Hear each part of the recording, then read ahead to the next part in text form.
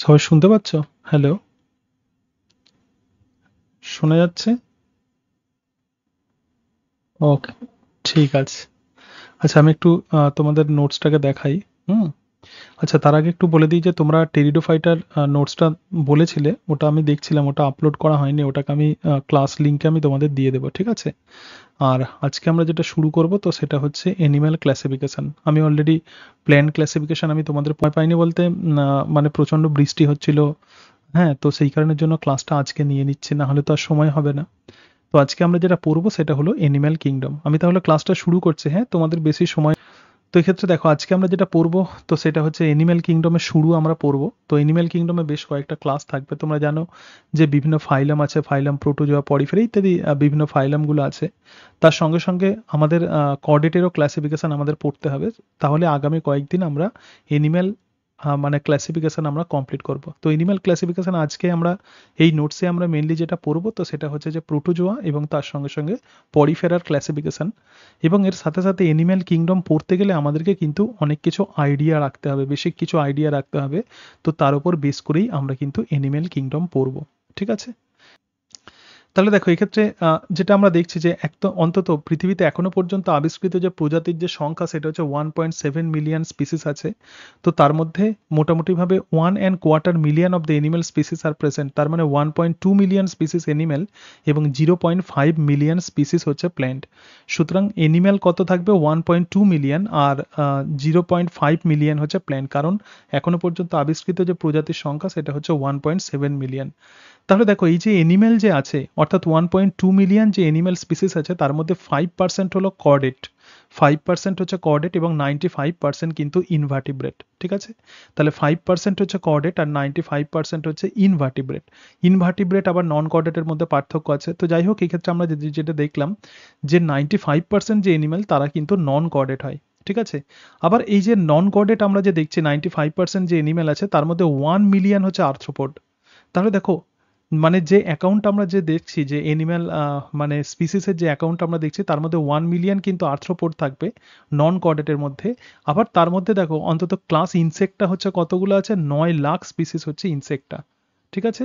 সুতরাং এটা হচ্ছে একদম টোটাল একটা অ্যাকাউন্ট। তাহলে আরেকবার বলে দিই, এই অ্যাকাউন্টটা খুব গুরুত্বপূর্ণ কারণ বায়োডাইভার্সিটিতে এটা অনেক সময় কাজে লাগে। তাহলে এখনো পর্যন্ত পৃথিবীতে আবিষ্কৃত যে প্রজাতির সংখ্যা সেটা হলো 1.7 মিলিয়ন। তার মধ্যে 1.2 মিলিয়ন হলো অ্যানিম্যাল।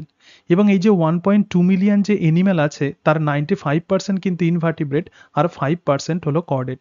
তো এই যে ইনভার্টিব্রেট আছে এই ইনভার্টিব্রেটের মধ্যে আবার ম্যাক্সিমাম সবথেকে বড় যে ফাইলাম তো সেটাই হলো ফাইলাম আর্থ্রোপোডা। অন্তত 1 মিলিয়ন স্পিসিস এই ফাইলাম আর্থ্রোপোডার মধ্যে পড়ে। আবার এই আর্থ্রোপোডার তো অনেকগুলো ক্লাস আছে। তো তার মধ্যে একটা সবথেকে বড় যে ক্লাস তো সেটা হচ্ছে ক্লাস ইনসেক্টা এবং ইনসেক্টার আন্ডারে অন্তত 9 লাখ স্পিসিস পড়ে। সুতরাং এই অ্যাকাউন্টটা অনেক সময় পরীক্ষাতে দেওয়া হয় বিভিন্ন পরীক্ষাতে। তাহলে আমরা দেখলাম যে একটা জেনারেল অ্যাকাউন্ট আমরা দেখলাম। ঠিক আছে? তো এরপরে আমরা একদম ব্রিফ অ্যাকাউন্ট আমরা দেখে নেব। একদম ব্রিফ ক্লাসিফিকেশন আমরা দেখব। আজকে মেইনলি আমরা যেটা পড়বো, আমি এইমাত্র ক্লাস শুরু করলাম, হ্যাঁ? যারা পরে জয়েন করেছো এই জাস্ট শুরু করলাম। তো আজকে আমরা যেটা দেখব তো সেটা হচ্ছে যে কিছু বেসিক আইডিয়া আমরা নিয়ে নেব। কারণ অ্যানিম্যাল ক্লাসিফিকেশন পড়তে গেলে আমাদেরকে কিছু, কিছু আইডিয়া আমাদের রাখতে হবে। তো স্টোরার আর ইউসিঞ্জার 1965 সালে একটা ক্লাসিফিকেশন স্কিম দিয়েছিলেন। তো টোটাল আমরা জানি যে কিংডম হলো অ্যানিমেলিয়া। তার মানে যে হুইটেকার যে 5 কিংডম সিস্টেম অফ ক্লাসিফিকেশন দিয়েছিলেন তার মধ্যে গুরুত্বপূর্ণ যে কিংডম তো সেটা হলো কিংডম অ্যানিমেলিয়া। কিংডম অ্যানিমেলিয়ার আন্ডারে দুটো সাব কিংডম আছে। দেখো সাব কিংডম প্রোটোজোয়া এবং সাব কিংডম মেটাজোয়া। প্রোটোজোয়া মানে সিঙ্গেল সেলুলার অর্গানিজম। তো তার আন্ডারে কিন্তু একটাই ফাইলাম আছে তো সেটা হলো ফাইলাম প্রোটোজোয়া। আমাদের সিলেবাসে যেটা দেওয়া আছে সেটা হলো আপ টু সাব ক্লাস, মানে প্রত্যেকটা ফাইলাম, ফাইলাম থেকে আবার ক্লাস এবং ক্লাস থেকে আবার সাব ক্লাস এরকম ক্যাটাগরিতে ভাগ করা হয়। তো আমাদের সিলেবাসে যেটা আছে সেটা হচ্ছে যে সাব ক্লাস পর্যন্ত আমাদেরকে পড়তে হবে। আর মেটাজোয়া মানে মাল্টি সেলুলার। আবার এই মেটাজোয়াকে আবার 3টা ব্রাঞ্চে ভাগ করা হয়। দেখো 3টে শাখাতে ভাগ করা হয়। একটা মেসোজোয়া, একটা প্যারাজোয়া এবং আর একটা হলো এন্টারোজোয়া। তো মেসোজোয়ার আন্ডারে যে ফাইলাম আছে সেটা হলো ফাইলাম মেসোজোয়া। এটা কিন্তু এক্সটিংক্ট হয়ে গেছে। তার মানে আমাদের যেটা লিভিং যে দুটো ব্রাঞ্চ আছে মেটাজোয়ার, একটি হলো প্যারাজোয়া এবং আরেকটা হচ্ছে এন্টারোজোয়া। তো প্যারাজোয়ার আন্ডারে দেখো, প্যারাজোয়ার আন্ডারে যেটা আছে তো সেটা হলো পরিফেরা। ঠিক আছে? প্যারাজোয়ার আন্ডারে আমরা দেখব যে পরিফেরা, ফাইলাম পরিফেরা। তো পরিফেরার যেটা ক্যারেক্টারিস্টিক ফিচার সেটা হলো সেলুলার অর্গানাইজেশন। তার মানে এদের দেহতে কোনো রকম টিস্যু তৈরি হয়নি, এক্ষেত্রে কেবলমাত্র ডিফারেন্ট টাইপের সেল প্রধানত বিভিন্ন ফাংশন করে। আর প্রোটোজোয়াকে বলা হয় আ-সেলুলার, তার মানে একটা সিঙ্গেল সেল সমস্ত কাজ করে, সেই জন্য একে আ-সেলুলার বলা হয়। কিন্তু যেহেতু ফাইলাম পরিফেরা যেহেতু অনেকগুলো মাল্টিসেলুলার স্ট্রাকচার, মানে অনেক সেল এদের থাকে, সুতরাং এক্ষেত্রে কোনো রকম টিস্যু গ্রেড তৈরি হয় না, সেই জন্য এটাকে বলছে যে প্রিমিটিভ টিস্যু, জাস্ট কিছু সেল এদের বিভিন্ন রকমের পারফর্ম করে। তো এটাই হচ্ছে ফাইলাম পরিফেরা, আমাদের এই ফাইলাম পরিফেরা সম্পর্কে পড়তে হবে। এরপরে দেখো এই ফাইলাম যে প্যারাজোয়া আছে, মানে ফাইলাম পরিফেরা আছে, তো তার মধ্যে কোনো রকম ডাইজেস্টিভ সিস্টেম থাকে না, আমরা এদের ক্যারেক্টারিস্টিক ফিচার্স দেখব। এবং তার সঙ্গে সঙ্গে আরেকটা ব্রাঞ্চ আছে, সেটা হচ্ছে এন্টারোজোয়া। এন্টারোজোয়ার মধ্যে কিন্তু ডাইজেস্টিভ সিস্টেম বা পৌষ্টিক তন্ত্র থাকে। তাহলে এই যে এন্টারোজোয়া আছে, এটাকে দুটো ডিভিশনে ভাগ করা হয়, একটা রেডিয়াটা আর একটা বাইলেটারিয়া। তো রেডিয়াটা মানে কি? রেডিয়াটা মানে যাদের দেহ রেডিয়ালি সিমেট্রিক্যাল, তো রেডিয়ালি সিমেট্রিক্যাল কাকে বলে আমরা দেখব। আর একটি হলো বাইলেটারিয়া। তো রেডিয়ালি সিমেট্রিক্যালের আন্ডারে দুটো ফাইলাম আছে, একটা ফাইলাম সিলেন্টেরেটা অর নিডারিয়া, আর একটা হলো ফাইলাম টিনোফোরা। ঠিক আছে, টিনোফোরা খুব ছোট্ট ফাইলাম।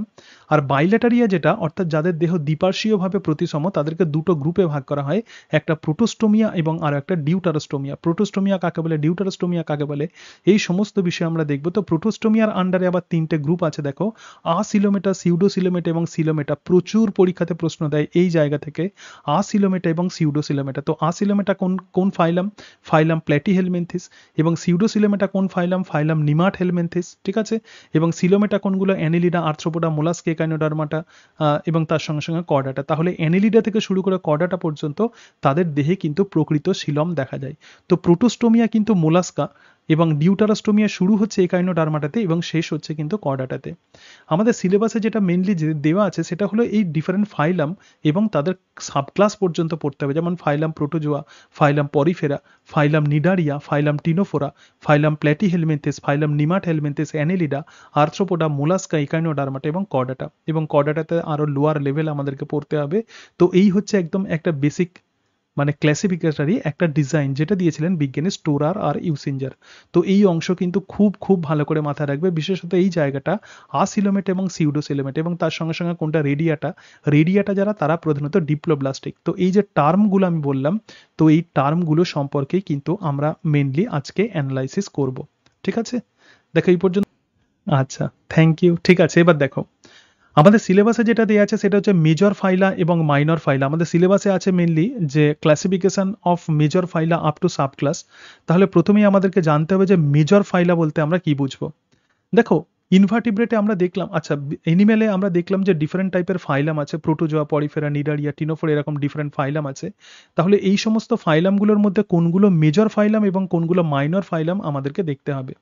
তো মেজর ফাইলা এবং মাইনর ফাইলার প্রধানত ক্লাসিফিকেশন করা হয় দুটো বিষয়ের উপর।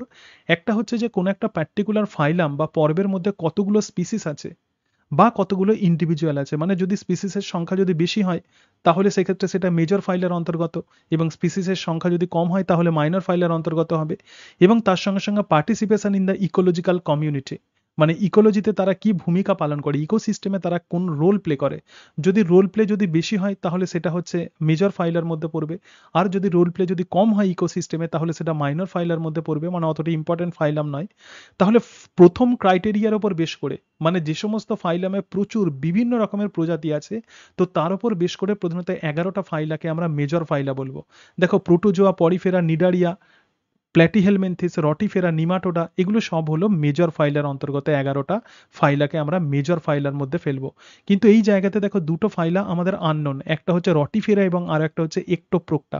ঠিক আছে, তাহলে রটিফেরা এই ফাইলামে কিন্তু বিভিন্ন রকমের প্রজাতি থাকে এবং একটোপ্রোক্টাতে কিন্তু প্রজাতি ডাইভার্সিটি অনেক বেশি থাকে। সেই জন্য প্রথম ক্রাইটেরিয়ার উপর বেস করে এই রটিফেরা এবং একটোপ্রোক্টাকে আমরা মেজর ফাইলা বলবো। কিন্তু যদি সেকেন্ড ক্রাইটেরিয়াকে যদি আমরা ধরি, অর্থাৎ ইকোলজি, ইকোসিস্টেমে তাদের কি ভূমিকা, তো রটিফেরা এবং Ectoprocta can not be considered as the major phyla although they are greater in species number. তাহলে এই যে রটিফেরা এবং একটোপ্রোক্টা আছে, যখন আমরা প্রজাতির সংখ্যা ধরবো তখন সেটা মেজর ফাইলা, কিন্তু যদি আমরা ইকোলজিতে তাদের রোল যদি আমরা ধরি তাহলে কিন্তু সেটা কিন্তু মেজর ফাইলার মধ্যে পড়ে না। তাহলে এই জায়গাতে আমরা বলতে পারি দুটো ক্রাইটেরিয়াকেও যদি আমরা কনসিডার করি তাহলে অ্যাকচুয়ালি মেজর ফাইলার সংখ্যা কিন্তু 9টি। সুতরাং 9টি হলো মেজর ফাইলা, এবং যেহেতু আমাদের সিলেবাসে আছে এই 9টা মেজর ফাইলা, তো সেই কারণের জন্য আমরা প্রধানত এই মেজর ফাইলার উপরেই দৃষ্টি রাখবো, অর্থাৎ Protozoa, Porifera, Cnidaria, Ctenophora, Platyhelminthes, Nematoda, Annelida, Arthropoda, Mollusca, Echinodermata. সুতরাং এগুলোকেই প্রধানত আমরা মেজর ফাইলা হিসাবে ধরবো, ঠিক আছে। এবং অন্তত প্রেজেন্টলি 30টা ইনভার্টিব্রেট ফাইলা এখনো পর্যন্ত ডিসকভার্ড হয়েছে, তো তার মধ্যে 9টা হলো মেজর ফাইলা। সুতরাং আমরা মেজর আর মাইনর ফাইলা আমরা দেখে নিলাম। তাহলে মেজর ফাইলা প্রধানত 9টি, অর্থাৎ ইনভার্টিব্রেট যে ফাইলা আছে তার মধ্যে মেজর ফাইলা কিন্তু 9টি ফাইলাম হলো মেজর ফাইলা, ঠিক আছে। এটুকু সবার কাছে ক্লিয়ার? দেখো এরপরে আমরা যেটা দেখবো সেটা হচ্ছে brief history of the animal evolution. দেখো এনিম্যাল ইভলিউশন আমরা প্রত্যেকেই জানি যে এনিম্যালস প্রধানত ইউক্যারিওটিক হয়, এবং সেটা আইদার প্রোটোজোয়া হতে পারে, মানে ইউনিসেলুলার হতে পারে, অথবা মাল্টিসেলুলার হতে পারে। তাহলে সমস্ত যত ইউক্যারিওট যখন ইভলিউশন হচ্ছে, তো ইউক্যারিওটিকের ইভলিউশন কিন্তু দুটো লাইনে হচ্ছে। একটা লাইন এনিম্যাল তৈরি করছে এবং আর একটা লাইনে তৈরি হচ্ছে একটা লার্জ গ্রুপ, তো সেটা হলো কুয়ানোফ্ল্যাজেলেট। তো কুয়ানোফ্ল্যাজেলেটকে অনেকটা এরকম দেখতে হয়। দেখো এগুলো হচ্ছে কুয়ানোফ্ল্যাজেলেট, এগুলো হলো এক একটা করে ইন্ডিভিজুয়াল। সুতরাং যখন ইউক্যারিওটসের প্রধানত দুটো লাইনে তার ডিমার্কেশন হচ্ছে, একটা এনিম্যাল তৈরি করছে এবং আর একটা কুয়ানোফ্ল্যাজেলেট তৈরি করছে, এবং এই যে এনিম্যাল যে অ্যানসেস্টার আছে, তো এটা আবার দুটো গ্রুপে ভাগ হয়ে যাচ্ছে, একটা পরিফেরা এবং আর একটা অন্য লাইন তৈরি হচ্ছে আদার এনিম্যালস, নিডারিয়া, টিনোফোরা, প্ল্যাটিহেলমিনথিস, নিমাটোহেলমিনথিস ইত্যাদি। সুতরাং এই জায়গাতে আমরা দেখলাম যে কুয়ানোফ্ল্যাজেলেট এবং এনিম্যাল এই দুটো কিন্তু ডিফারেন্ট গ্রুপ। তাহলে দেখো approximately 1.3 million of the animals discovered in আর্থ, যেটা বলছিলাম 1.2 আর 1.3 মিলিয়ন এনিম্যাল প্রজাতি এখনো পর্যন্ত আবিষ্কৃত হয়েছে। তাহলে এই যে ডাইভার্সিটি, সেটা লাস্ট বিলিয়ন অফ ইয়ার্সে এটা তৈরি হয়েছে। ফসিল রেকর্ডে এটা যেটা বলছে যে এনিম্যাল 700 মিলিয়ন বছর আগে এনিম্যালের আবির্ভাব ঘটে। তাহলে পৃথিবীতে এনিম্যাল কবে এসেছিল? 710 মিলিয়ন বছর আগে। এবং ডিএনএ সিকোয়েন্সিং ডেটা এটাই প্রমাণ করছে যে কুয়ানোফ্ল্যাজেলেট এবং এনিম্যাল, দেখো সিস্টার গ্রুপ, তাহলে এটা হচ্ছে কুয়ানোফ্ল্যাজেলেট আর এটা হলো এনিম্যাল। তো এদের মধ্যে কিছু সিমিলারিটি আছে, তাদের ডিএনএ এর বিভিন্ন সিমিলারিটি আছে, তো সেই কারণের জন্য এদেরকে সিস্টার গ্রুপ বলা হয়। Morphologically choanoflagellate cells and the collar cells of the sponges are similar. তো স্পঞ্জের মধ্যে একটা স্পেশাল টাইপের সেল থাকে, তো তাকে বলা হয় কলার সেল। তো সেই কলার সেল এবং কুয়ানোফ্ল্যাজেলেট, তো সেই কলার সেল, স্পঞ্জের যে স্পেশাল সেল কলার সেল, এটা কিন্তু কুয়ানোফ্ল্যাজেলেটের সঙ্গে সিমিলার। আবার দেখো similar collar cell have been identified in Cnidaria, flatworm এবং একাইনোডার্মাটা। তার মানে এখান থেকে এটাই প্রমাণিত হয় কুয়ানোফ্ল্যাজেলেট এবং স্পঞ্জ এবং অন্যান্য এনিম্যালসের মধ্যে নিশ্চয়ই কোনো না কোনো রিলেশনশিপ ছিল। তার মানে কুয়ানোফ্ল্যাজেলেট এবং ডিফারেন্ট এনিম্যালস তারা কিন্তু প্রকৃতপক্ষে সিস্টার গ্রুপ, ঠিক আছে। সুতরাং but they are never observed in the plants or fungi. তাহলে এই কুয়ানোফ্ল্যাজেলেট টাইপের সেল কিন্তু কোনো রকম প্ল্যান্টস অথবা কোনো ফাঞ্জিতে থাকে না, সেই কারণের জন্য প্ল্যান্টস এবং ফাঞ্জিকে আমরা ডিফারেন্ট গ্রুপের মধ্যে রাখি। সুতরাং আমরা এই জায়গাতে যেটা দেখলাম যে ইউক্যারিওটসের ইভলিউশন, এনিম্যালের ইভলিউশন 710 মিলিয়ন বছর আগে হয়েছিল, এবং এনিম্যাল প্রধানত দুটো গ্রুপে, বিভিন্ন যে ইউক্যারিওট সেটা প্ল্যান্ট ফাঞ্জি থেকে সেপারেটেড হয়ে গেল এবং সেপারেটেড হয়ে গিয়ে দুটো গ্রুপ তৈরি করলো, একটা কুয়ানোফ্ল্যাজেলেট এবং আর একটা হলো স্পঞ্জ এবং অন্যান্য এনিম্যাল। তো কুয়ানোফ্ল্যাজেলেটের সঙ্গে অন্যান্য এনিম্যালসের বিভিন্ন সেলের সিমিলারিটি দেখা যায়, সেই জন্য বলা হয় কুয়ানোফ্ল্যাজেলেট হচ্ছে sister group of animals, they are not sister group of plants or fungi. তাহলে কুয়ানোফ্ল্যাজেলেট এবং বিভিন্ন স্পঞ্জ এবং অন্যান্য এনিম্যালসের মধ্যে কিন্তু ক্লোজ একটা রিলেশনশিপ আছে। তো এরপরে আমরা যেটা দেখবো সেটা হচ্ছে যে বিভিন্ন পরীক্ষাতে অনেক সময় প্রশ্ন দেয় যে বিভিন্ন সময়ে কোন কোন টাইপের প্রধানত অর্গানিজমসের ইভলিউশন হয়েছিল। দেখো প্রথম যে এরা আছে, আমরা জানি যে জিওলজিক্যাল টাইম পিরিয়ডকে আমরা এরা, তারপরে পিরিয়ড, মানে একটা এরার আন্ডারে ডিফারেন্ট পিরিয়ড আছে। তো এই জায়গাতে এনিম্যাল ইভলিউশনে যে ল্যান্ডমার্ক যে সমস্ত ঘটনাগুলো ঘটেছিল, মানে যেগুলো একদম ব্রেক থ্রু দিয়েছিল এনিম্যাল ইভলিউশনে, তো সেই সমস্ত পিরিয়ডগুলোই মেনশন করা আছে। দেখো বিভিন্ন রকমের পিরিয়ড আছে, আমাদের অত লাগবে না, শুধুমাত্র যেগুলো ইম্পর্টেন্ট সেটা আমি তোমাদেরকে বলছি। যেমন আর্কিয়ান এরার আন্ডারে দেখো মেজর ইভেন্ট কোন সময় আর্কিয়ান পিরিয়ডে কি ঘটেছিল, প্রোক্যারিওটিক লাইফ অ্যাপিয়ার্ড, ঠিক আছে। পৃথিবীর সৃষ্টি হয়েছিল অন্তত 4.6 বিলিয়ন বছর আগে, মানে 4,600 মিলিয়ন বছর আগে, এবং প্রোক্যারিওটসের ইভলিউশন হয়েছিল কবে? 3,500 মিলিয়ন বছর আগে। তাহলে দেখো 1100 মিলিয়ন বছর পরে কিন্তু প্রোক্যারিওটসের ইভলিউশন ঘটে। আর্থের ইভলিউশন যেখানে 4,600 মিলিয়ন বছর আগে হয়েছিল, প্রোক্যারিওটসের ইভলিউশন সেখানে কবে হচ্ছে? 3,500 মিলিয়ন বছর আগে। এবং প্রোটারোজয়ী কেরাতে প্রথম বহুকোষী জীবের উৎপত্তি ঘটে এবং ফ্লারিস্ট, এবং এই সময় প্রোটারোজয়ী কেরাতেই প্রকৃতপক্ষে তারা ফ্লারিস্ট করে। এবং ইউক্যারিওটসের ইভলিউশন কবে হয়েছিল? অন্তত 1500 মিলিয়ন বছর আগে। তো প্রথমে যে সমস্ত প্রোক্যারিওটস ছিল তো তারা কিন্তু অ্যানাইরোবিক অর্গানিজম ছিল, কিন্তু পরবর্তীকালে ফটোসিনথেটিক অর্গানিজম হলো এবং তার ফলে অক্সিজেনিক আর্থ তৈরি হলো। কবে হলো এটা? 1500 মিলিয়ন বছর আগে। ঠিক আছে, তাহলে প্রোক্যারিওটসের ইভলিউশন কবে? 3500 মিলিয়ন বছর আগে। পৃথিবীর ইভলিউশন কবে? 4600 মিলিয়ন বছর আগে। ইউক্যারিওটসের ইভলিউশন কবে? 1500 মিলিয়ন বছর আগে। এরপরে একটা অত্যন্ত ইম্পর্টেন্ট এরা আছে, তো তার নাম হচ্ছে পেলিওজয়িক এরা। এবং পেলিওজয়িক এরাতে মোট চারটে অনেকগুলো পিরিয়ড আছে, তার মধ্যে চারটি ইম্পর্টেন্ট পিরিয়ড। একটি হলো Cambrian period, Ordovician period, Devonian period এবং পারমিয়ান পিরিয়ড। এই যে ক্যাম্ব্রিয়ান পিরিয়ডে প্রথম আর্লিয়েস্ট ভার্টিব্রেটস এলো, ঠিক আছে, তাহলে আগে যেগুলো ছিল সবাই কিন্তু ইনভার্টিব্রেট এরা ছিল, কিন্তু ক্যাম্ব্রিয়ান এক্সপ্লোশন ঘটলো। তো ক্যাম্ব্রিয়ান পিরিয়ডে বিভিন্ন প্রজাতির উৎপত্তি ঘটে এবং এই ঘটনাকে বলা হয় ক্যাম্ব্রিয়ান এক্সপ্লোশন। এবং এই সময় প্রকৃতপক্ষে ইনভার্টিব্রেটের ডাইভার্সিটি বেশি ছিল, কিন্তু এই ইনভার্টিব্রেটের সঙ্গে সঙ্গে কিন্তু ভার্টিব্রেটসেরও উৎপত্তি কিন্তু এই ক্যাম্ব্রিয়ান পিরিয়ডে এলো এবং এই সময় ট্রাইলোবাইটসের উৎপত্তি ঘটে। এবং অর্ডোভিসিয়ান পিরিয়ডে প্রথম ফিশের উৎপত্তি ঘটে। First primitive fish appeared during Ordovician period. এরপরে তাহলে প্রথমে অর্ডোভিসিয়ান পিরিয়ডে মাছ চলে এলো, ঠিক আছে। সুতরাং আমরা ভার্টিব্রেটস আমরা দেখে নিলাম, টেট্রাপোডের ডেভেলপমেন্ট এই সময় হলো। ডেভোনিয়ান পিরিয়ডে মাছের প্রচুর সংখ্যা বৃদ্ধি হলো, ডাইভার্সিফাইড হয়ে গেল এবং এই ডেভোনিয়ান পিরিয়ডে প্রথমে অ্যাম্ফিবিয়ার উৎপত্তি ঘটে। এরপরে পারমিয়ান পিরিয়ডে দেখো অ্যাম্ফিবিয়া কিন্তু মানে ওয়াইড স্প্রেড হয়ে গেল। তাহলে দেখো একটা একটা গ্রুপের প্রধানত উৎপত্তি হচ্ছে একটা একটা পিরিয়ডে, আবার সেটা ডাইভার্সিফাইড হচ্ছে অন্য একটা পিরিয়ডে। তাহলে অর্ডোভিসিয়ান পিরিয়ডে প্রথম মাছের উৎপত্তি ঘটে এবং সেটা ডাইভার্সিফাইড হয়। টোটাল মানে ল্যান্ডকে মানে আর্থকে প্রধানত কন্ট্রোল করতে যেটা, সেটাই হচ্ছে ফিশ, সেই জন্য বলছে এটাকে বলা হয় এরা অফ ফিশ, ঠিক আছে। তারপরে এই সময় কিন্তু অ্যাম্ফিবিয়ার ডেভেলপমেন্ট ঘটে। আবার অ্যাম্ফিবিয়া পারমিয়ান পিরিয়ডে যেমন ফ্লারিস্ট করে, তার সঙ্গে সঙ্গে অনেক অ্যাম্ফিবিয়া কিন্তু এক্সটিংক্ট হয়ে যায়। আর মেসোজয়িক এরা, দেখো মেসোজয়িক এরাতে আমরা প্রত্যেকেই জানি যে প্রথম ম্যামালসের উৎপত্তি ঘটে এবং স্তন্যপায়ী শ্রেণীর প্রাণীদের সঙ্গে সঙ্গে এই সময় রেপটাইলসের ডাইভার্সিটি প্রচুর বেড়ে যায়। সো হাই রেপটিলিয়ান ডাইভার্সিটি মেসোজয়িক এরা জুরাসিক পিরিয়ডে। এবং সেই কারণের জন্য মেসোজয়িক এরাকে আমরা যেটা বলবো তো সেটা হচ্ছে যে এজ অফ রেপটাইলস। তাহলে মেসোজয়িক এরা হচ্ছে এজ অফ রেপটাইলস, কারণ এই সময় প্রচুর পরিমাণে রেপটিলিয়ান ডাইভার্সিটি দেখা যায়। এর সঙ্গে সঙ্গে এই সময় কিন্তু বার্ডেরও উৎপত্তি ঘটে। যখন ডাইনোসর এসেছিল তখন কিন্তু পাখিরও উৎপত্তি ঘটলো, ক্লাস বার্ডসের অ্যাভিসের উৎপত্তি ঘটে এবং তার সঙ্গে সঙ্গে এই সময় প্রথম ম্যামালসেরও উৎপত্তি ঘটে, ঠিক আছে। এবং ক্রিটাসিয়াস পিরিয়ডে extinct of the ancient, extinction of ancient birds এবং রেপটাইলস, মানে যে সমস্ত বার্ডস এবং ডাইনোসর ইত্যাদির অবলুপ্তি এই ক্রিটাসিয়াস পিরিয়ডে হলো। তাহলে কোন পিরিয়ডে কি কি ঘটনা ঘটছে আমরা দেখলাম। এবং সিনোজয়িক যে এরা আছে তো একেই বলা হয় এজ অফ ম্যামালস। তো সিনোজয়িক এরাতে দুটো ইম্পর্টেন্ট পিরিয়ড আছে, একটা টার্সিয়ারি এবং একটা কোয়াটারনারি। টার্সিয়ারি পিরিয়ডে modern orders of the mammals evolved, তার মানে এই সময় প্রাইমেটসের উৎপত্তি ঘটে। এবং কোয়াটারনারি পিরিয়ডে দেখো বড় বড় প্রাইমেটসরা প্রধানত অবলুপ্ত হয় এবং অনেক বড় বড় যে পাখি আছে তো তারাও অবলুপ্ত হয় এবং এই সময়ে কিন্তু মডার্ন হিউম্যানসের ইভলিউশন ঘটে। তো এই যে লাইন আছে মানে ডিফারেন্ট যে পিরিয়ড বললাম, একটুখানি আমাদের ইভলিউশন পড়তে গেলে এই ইম্পর্টেন্ট ঘটনাগুলোও কিন্তু আমাদেরকে খেয়াল রাখতে হবে, মানে কোন সময়ে কোন কোন অর্গানিজমস বা কোন সময়ে কোন কোন গ্রুপের ইভলিউশন ঘটেছে, ঠিক আছে। তাহলে আমরা একটা আইডিয়া পেলাম অ্যানিম্যাল ক্লাসিফিকেশন সম্পর্কে। 1.7 মিলিয়ন যে স্পিসিস আছে তার মধ্যে 1.2 মিলিয়ন হলো প্রধানত অ্যানিম্যাল, এবং তার মধ্যে আবার ম্যাক্সিমাম যে বড় যে ফাইলাম আছে তো সেটাই হচ্ছে ফাইলাম আর্থ্রোপোডা। এবং ফাইলাম আর্থ্রোপোডার আন্ডারে সব থেকে বড় যে ক্লাস আছে তো সেটাই হলো ক্লাস ইনসেক্টা। অন্তত 9 লাখ স্পিসিস কিন্তু ইনসেক্টের মধ্যে থাকে।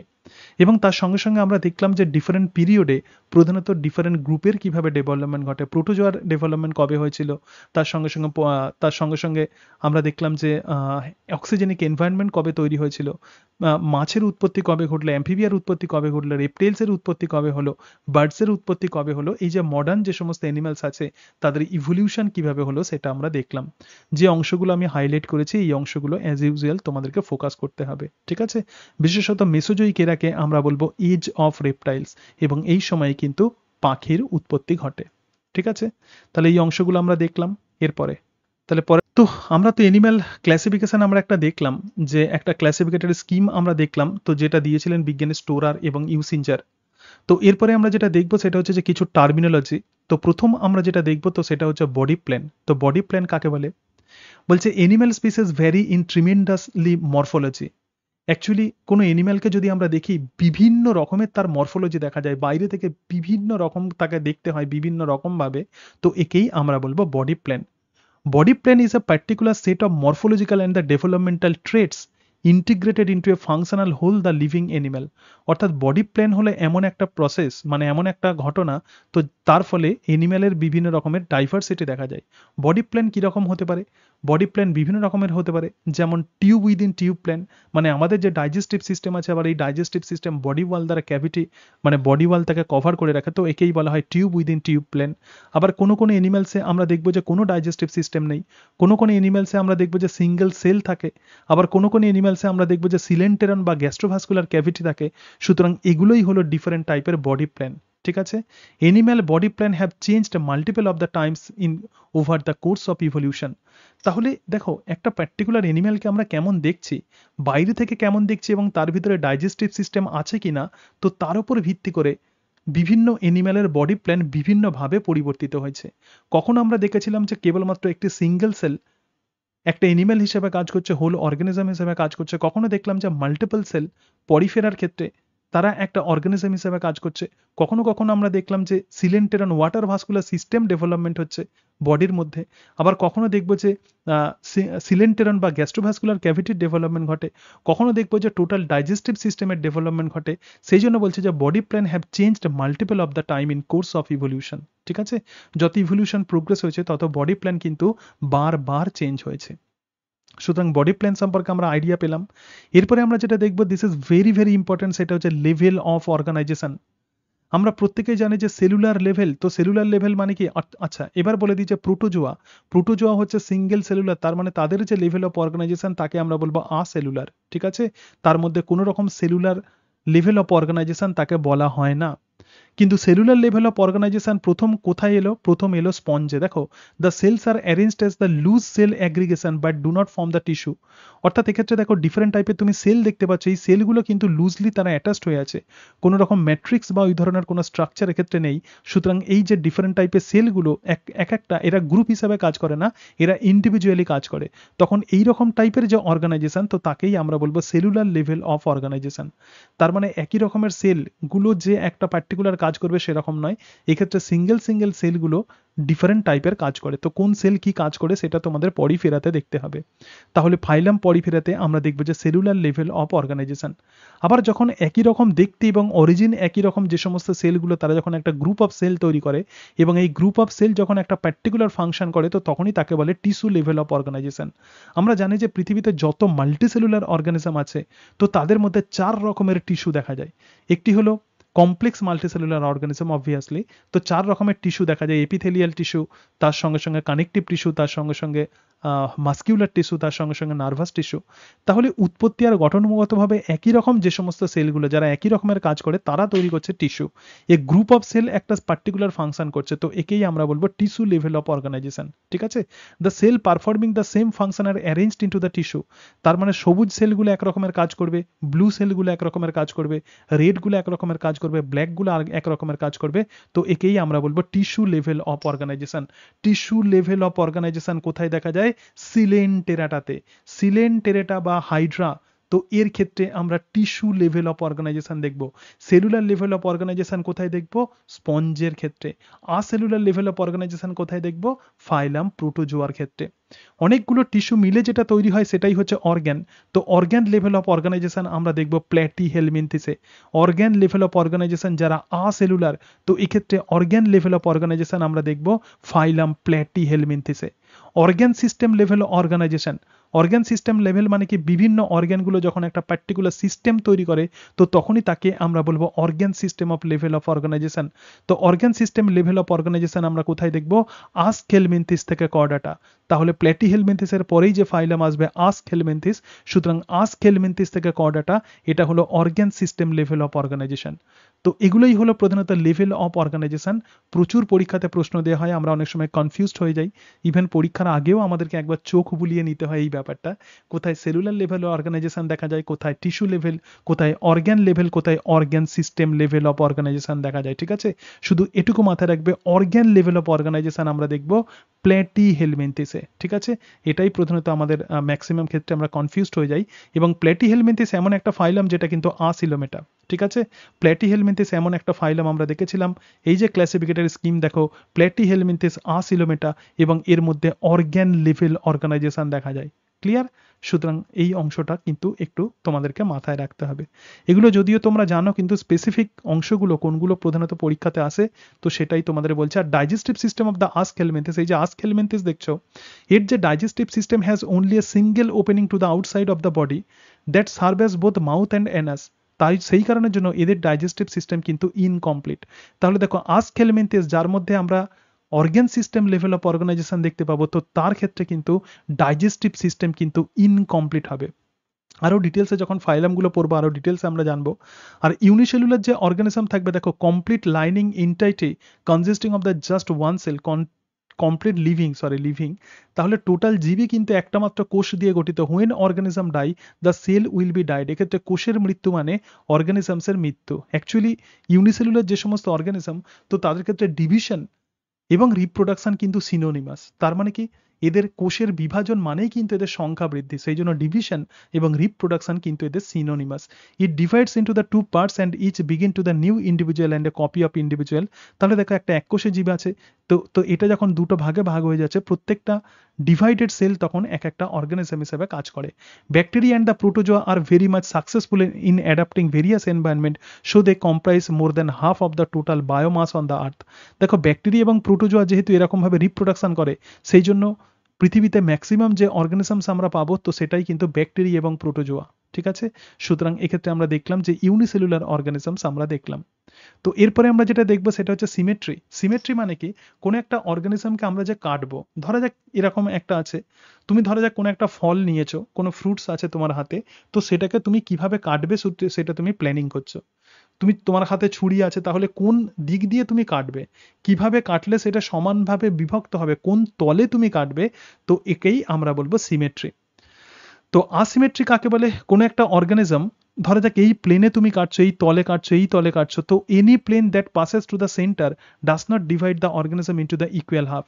তার মানে এইভাবে তুমি, ধরা যাক একটা অর্গানিজম আছে, এর মাঝখান দিয়ে তুমি কাটতে চলেছো, তাহলে এখান থেকে কাটলে, যদি আমরা এইভাবে যদি কাটি, তাহলে এদিকে যে মানে যে পার্টস থাকবে, এদিকের পার্টস কিন্তু সিমিলার নাও হতে পারে। আবার এইভাবে যদি কাটো, মানে মাঝখান দিয়ে যদি আমরা এই কাটিংটা করি, তাহলে উপরের দিকে এবং নিচের দিকে সিমিলার নাও হতে পারে। এই রকম টাইপের যে সিমেট্রি, তো তাকেই আমরা বলবো অ্যাসিমেট্রি। আসিমেট্রি তাহলে কোন ক্ষেত্রে দেখা যাবে, অ্যামিবা এবং বিভিন্ন স্পঞ্জে, অর্থাৎ প্রোটোজোয়া এবং তার সঙ্গে সঙ্গে পরিফেরাতে আমরা আসিমেট্রি দেখতে পাবো। কোনো ইন্ডিভিজুয়ালকে সেন্টার দিয়ে যদি আমরা কাটি, দুটো হাফ যে সিমিলার হবে সেরকম নাও হতে পারে। সুতরাং এই টাইপের যে সিমেট্রি, তো তাকেই আমরা বলবো আসিমেট্রি।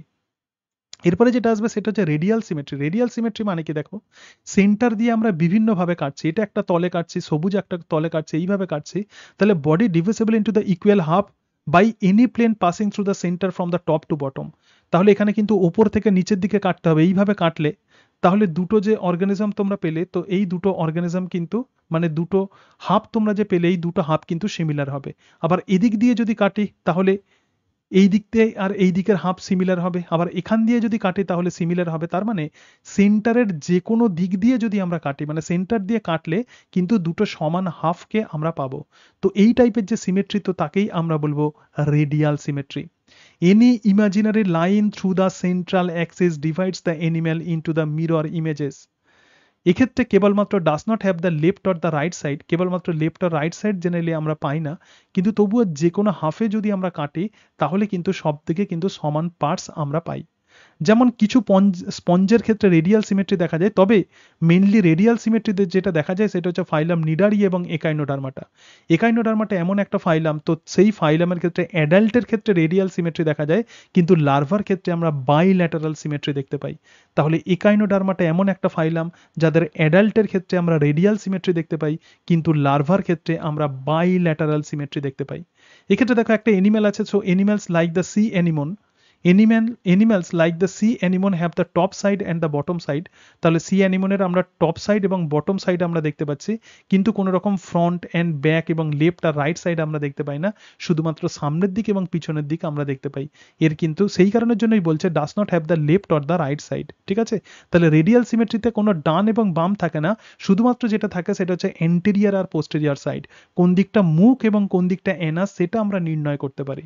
রাইট, তাহলে রেডিয়াল সিমেট্রি আমরা কাকে বলবো? সেন্টার দিয়ে যখন কোনো এনিম্যালকে কাটবো তখন সমস্ত দিকে যখন আমরা ইকুয়াল আমরা হাফ যখন আমরা পাবো, তো তখনই তাকে আমরা বলবো রেডিয়াল সিমেট্রি। ঠিক আছে, এক্ষেত্রে কোনো রকম লেফট সাইড রাইট সাইড থাকে না, শুধুমাত্র এন্টেরিয়ার পোস্টেরিয়ার সাইড থাকে, কোন দিকটা মাউথ আর কোন দিকটা এনাস সেটা ডিটারমাইন থাকে। ঠিক আছে, এটুকু ক্লিয়ার? সবাই বুঝতে পেরেছো? তাহলে তাহলে এরপরে আমরা যেটা দেখবো সেটা হচ্ছে বাইলেটারাল সিমেট্রি, যাকে বলা হয় দ্বিপার্শ্বীয়ভাবে প্রতিসম। The body having the paired organs present on two sides of the central axis. তাহলে সেন্ট্রাল অ্যাক্সিসের দুই দিকে কিন্তু পেয়ার্ড অর্গান থাকে। ঠিক আছে, তাহলে ধরো যাক হার্টকে আমরা কাটছি, একটা অলিন্দ একটা ভেন্ট্রিকেল, মানে একটা অরিকেল একটা ভেন্ট্রিকেল আমরা পাবো। সুতরাং এক্ষেত্রে যেটা আমরা বলতে চাইছি যে একটা প্লেন দিয়ে যখন আমরা কাটবো, সুতরাং দেখো the body having the paired organs present on two sides of the central axis. তাহলে এটা হচ্ছে একটা কেন্দ্রীয় অ্যাক্সিস, এবং কেন্দ্রীয় অ্যাক্সিসের দুই দিকে প্রধানত দুই রকমের দুটো সিমিলার টাইপের অর্গান থাকবে, এদিকে হ্যান্ড থাকবে, এদিকে হ্যান্ড, এদিকে লেগ থাকবে। তো সেন্ট্রাল অ্যাক্সিস দিয়ে যখন কোনো অ্যানিম্যালকে আমরা যখন কাটবো তখন কি হবে? তখন এক্ষেত্রে দুটো ইকুয়াল পোর্শন আমরা পাবো। তো একেই বলা হয় দ্বিপার্শ্বীয়ভাবে প্রতিসম। সুতরাং দ্বিপার্শ্বীয়ভাবে প্রতিসম যে সমস্ত অর্গানিজমস আছে তাদের কিন্তু বিভিন্ন রকমের অ্যাক্সিস প্যাটার্ন দেখা যায়। কি রকম? যে সমস্ত এনিম্যালগুলো প্রধানত বাইল্যাটারালি সিমেট্রিক্যাল, তো বাইল্যাটারালি সিমেট্রিক্যাল অর্গানিজমসে তুমি ফ্রন্ট এবং ব্যাক তুমি দেখতে পাবে, ডরসাল সাইড পিঠের দিক দেখতে পাবে, ভেন্ট্রাল সাইড দেখতে পাবে, লেফট সাইড রাইট সাইড দেখতে পাবে। তাহলে দেখো have the two axis of the orientation, dorsal এবং ভেন্ট্রাল সাইড মানে পিঠের দিক এবং পেটের দিক, ডরসাল মানে পিঠের দিক আর ভেন্ট্রাল মানে পেটের দিক, রাইট এবং লেফট সাইড, তাহলে একদিকটা ডান দিক হবে একদিকটা বাম দিক হবে। আমরা যখন কোনো ককরোচকে যখন আমরা কাটবো, কোনো ফ্রগকে যখন আমরা কাটবো, ঠিক আছে, এবং তার সঙ্গে সঙ্গে ফ্রন্ট সাইড এবং ব্যাক সাইড এগুলো দেখতে পাবো। কিন্তু রেডিয়াল সিমেট্রিক্যাল অর্গানিজমসে শুধুমাত্র ফ্রন্ট আর ব্যাক দেখতে পাবো, কিন্তু কোনো এরকমভাবে টপ মানে ভেন্ট্রাল ডরসাল সাইড এইভাবে ডিমার্কেশন করা যায় না, লেফট সাইড রাইট সাইড নির্ণয় করা যায় না। কিন্তু এক্ষেত্রে যেখানে বাইলেটারাল সিমেট্রি দেখা যায়, তো সেই ক্ষেত্রে কিন্তু এই অর্গানিজমসকে আমরা বিভিন্নভাবে তার অ্যাক্সিসকে আমরা দেখতে পাই। এবং sensory equipment concentrated at the anterior end including the central nervous system. তার মানে দেখো এদের যে সেন্সরি নার্ভাস সিস্টেম, যেগুলো বাইলেটারাল সিমেট্রিক্যাল যে সমস্ত অর্গানিজমস আছে তাদের সেন্ট্রাল নার্ভাস সিস্টেম এন্টেরিয়ার এন্ডে কনসেন্ট্রেটেড থাকে। এবং bilateral animal typically move actively from place to place. এরা প্রধানত প্রচণ্ড অ্যাক্টিভ হয়, এক জায়গা থেকে অন্য জায়গায় প্রধানত তাদের লোকোমোটরি অর্গানের সাহায্যে যেতে পারে, এবং complex movement by control of the central nervous system. তো বাইলেটারাল যে সমস্ত অর্গানিজমস আছে তাদের কিন্তু নার্ভাস সিস্টেম কিন্তু অনেক বেশি ওয়েল ডেভেলপড হয়, এবং তার ফলে তাদের যে মুভমেন্ট সেটা কিন্তু কন্ট্রোলড হবে। এরকম নয় যে জলের স্রোতে তারা হেঁটে যায়, এরকম কিন্তু বিষয়টা নয়। তাহলে তাদের কিন্তু মুভমেন্ট অনেক বেশি কন্ট্রোলড হবে, এবং তারা কিন্তু অনেক বেশি তারা কিন্তু মানে ডেভেলপড হবে। তাহলে দেখো এই যে ডিভিশন আমরা যেটা দেখছি যে রেডিয়াটা তাহলে কোনগুলো? ফাইলাম নিডারিয়া এবং ফাইলাম টিনোফোরা। আর বাইলেটারিয়া যারা আছে যেমন প্ল্যাটি হেলমেন্থিস, ঠিক আছে, Nemathelminthes, Annelida, Arthropoda, Mollusca, Echinodermata, Chordata, তাহলে প্ল্যাটি হেলমেন্থিস থেকে কর্ডাটা পর্যন্ত সব ক্ষেত্রে আমরা বাইলেটারাল সিমেট্রি দেখতে পাই। এবং এই সমস্ত এনিম্যালসের ক্ষেত্রে anterior posterior Axis, dorsal ventral Axis, left side right side Axis, এই সমস্ত রকমের অ্যাক্সিস প্যাটার্ন কিন্তু আমরা দেখতে পাই। এবং এদের নার্ভাস সিস্টেম কিন্তু অনেক বেশি ওয়েল ডেভেলপড হয়, এবং সেই কারণের জন্য এদের মুভমেন্ট কিন্তু কন্ট্রোল হয়, অর্থাৎ নার্ভাস সিস্টেম দ্বারা নিয়ন্ত্রিত মুভমেন্ট হয়, এবং সেই জন্য এরা কিন্তু হ্যাফাজার্টলি মুভ করে না। ঠিক আছে, কারণ তাদের নার্ভাস সিস্টেম তাদের অ্যান্টেরিয়ার এন্ডে প্রধানত well developed nervous system concentrated থাকে। দেখো the radial and the bilateral symmetry have existed for at least 550 million years. তার মানে অন্তত 550 মিলিয়ন বছর আগে এই রেডিয়াল এবং বাইলেটারাল সিমেট্রির প্রধানত ডেভেলপমেন্ট ঘটে। তো এক্ষেত্রে তাহলে বাইলেটারাল সিমেট্রি আমরা কোন ক্ষেত্রে দেখতে পাবো? মেনি ইনভার্টিব্রেট মানে প্ল্যাটি হেলমেন্থিস, তা এবং তার সঙ্গে সঙ্গে অ্যানিলিডা, আর্থ্রোপোডা, মোলাস্কা, একাইনোডার্মাটা এবং সমস্ত ভার্টিব্রেটসের মধ্যে আমরা বাইলেটারাল সিমেট্রি দেখতে পাই। ঠিক আছে, সুতরাং এই অংশটা আমরা দেখলাম। এবার দেখো স্টোরার আর ইউসিঞ্জারের ক্লাসিফিকেশনটা যদি আরেকবার যদি দেখি, কিংডম হচ্ছে এনিম্যালিয়া, তুমি কিভাবে মনে রাখবে? SBDG। এস মানে হচ্ছে সাব কিংডম, ঠিক আছে, সাব কিংডম প্রোটোজোয়া, মেটাজোয়া। তারপরে কি ব্রাঞ্চেস, ব্রাঞ্চ তাহলে কি হচ্ছে মেসোজোয়া, প্যারাজোয়া, ইন্টারাজোয়া। এই ব্রাঞ্চেসকে আবার ডিভিশনে ভাগ করছে, একটা রেডিয়াটা আর একটা বাইলেটার এরিয়া। বাইলেটার এরিয়াকে আবার দুটো ভাগে ভাগ করছে, একটা প্রোটোস্টোমিয়া আর একটা ডিউটারাস্টোমিয়া।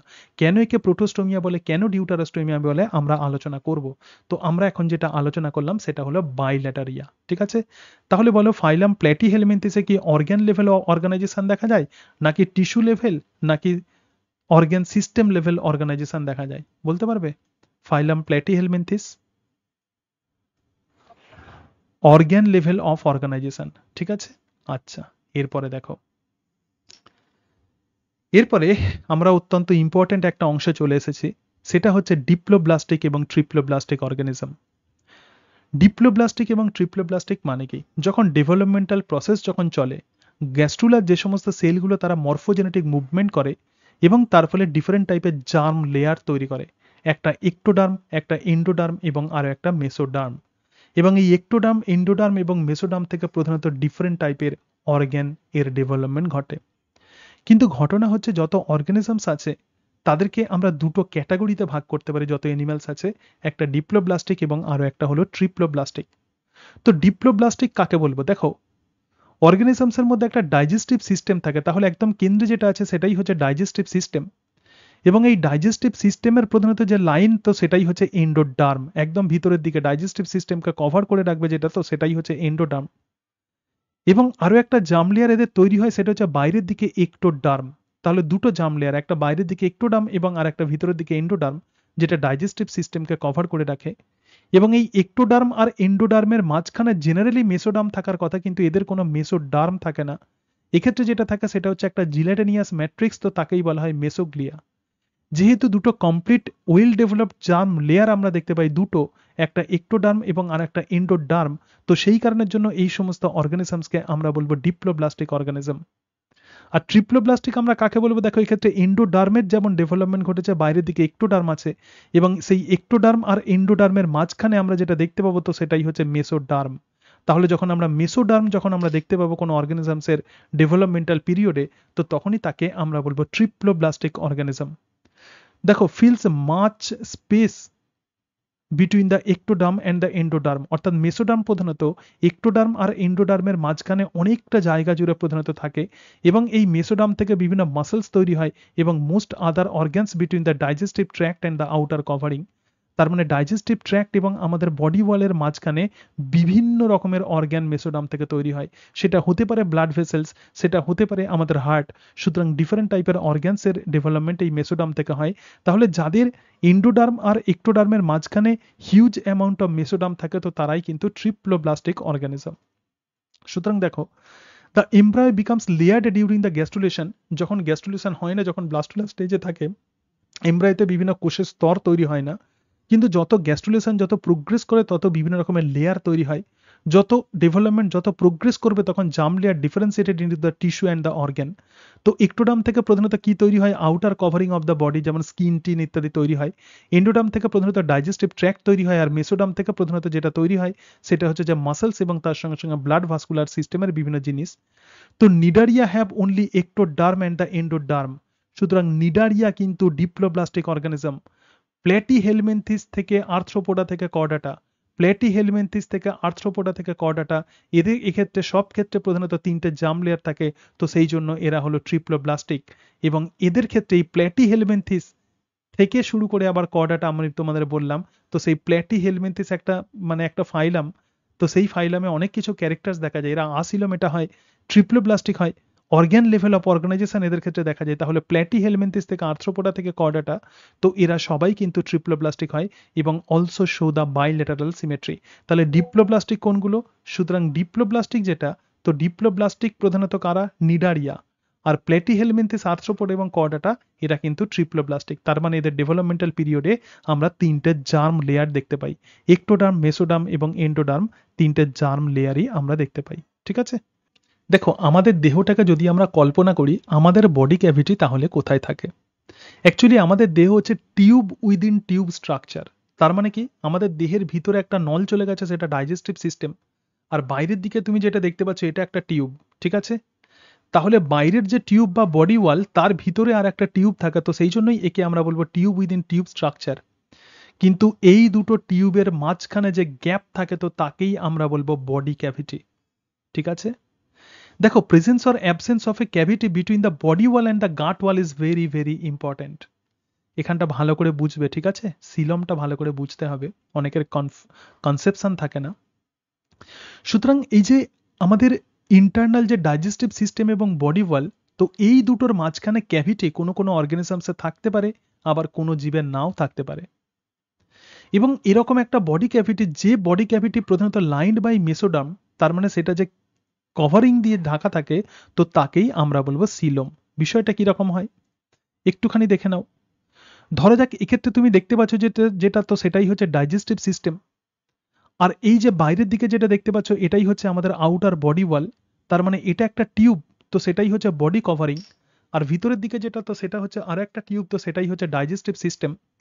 এবং এই ডাইজেস্টিভ সিস্টেম তৈরি হবে এন্ডোডার্ম থেকে, আর আমাদের বডি ওয়াল তৈরি হবে, স্কিন তৈরি হবে একটোডার্ম থেকে। তাহলে এই দুটোর মাঝখানে যে ক্যাভিটি, তো এটাই হচ্ছে বডি ক্যাভিটি। সুতরাং এই দুটোর মাঝখানে যে ক্যাভিটি আমরা দেখতে পাচ্ছি, বডি ওয়াল আর গাট ওয়াল, এই দুটোকেই আমরা, এই যে ক্যাভিটি, এই ক্যাভিটিকেই আমরা কি বলবো, বডি ক্যাভিটি বা দেহ গহ্বর। এবং মেসোডার্মের ডেফিনেশন আমরা ছোট থেকেই পড়ে আসছি যে এই সিলোমের ডেফিনেশন আমরা ছোট থেকেই পড়ে আসছি যে মেসোডার্ম দ্বারা আবদ্ধ যে দেহ গহ্বর, তো তাকেই আমরা বলবো সিলোম।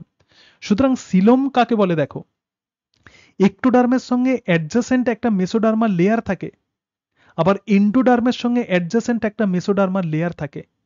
তাহলে এই যে বডি ক্যাভিটি যেটা দেখতে পাচ্ছ, এই বডি ক্যাভিটি অ্যাকচুয়ালি বাইরের দিকে মেসোডার্ম দিয়ে কভার থাকে, আবার ভিতরের দিকেও মেসোডার্ম দিয়ে কভার থাকে। So this cavity which is lined by mesoderm on both side, both outer and the inner side, তো এই বডি ক্যাভিটিকেই আমরা বলবো সিলোম।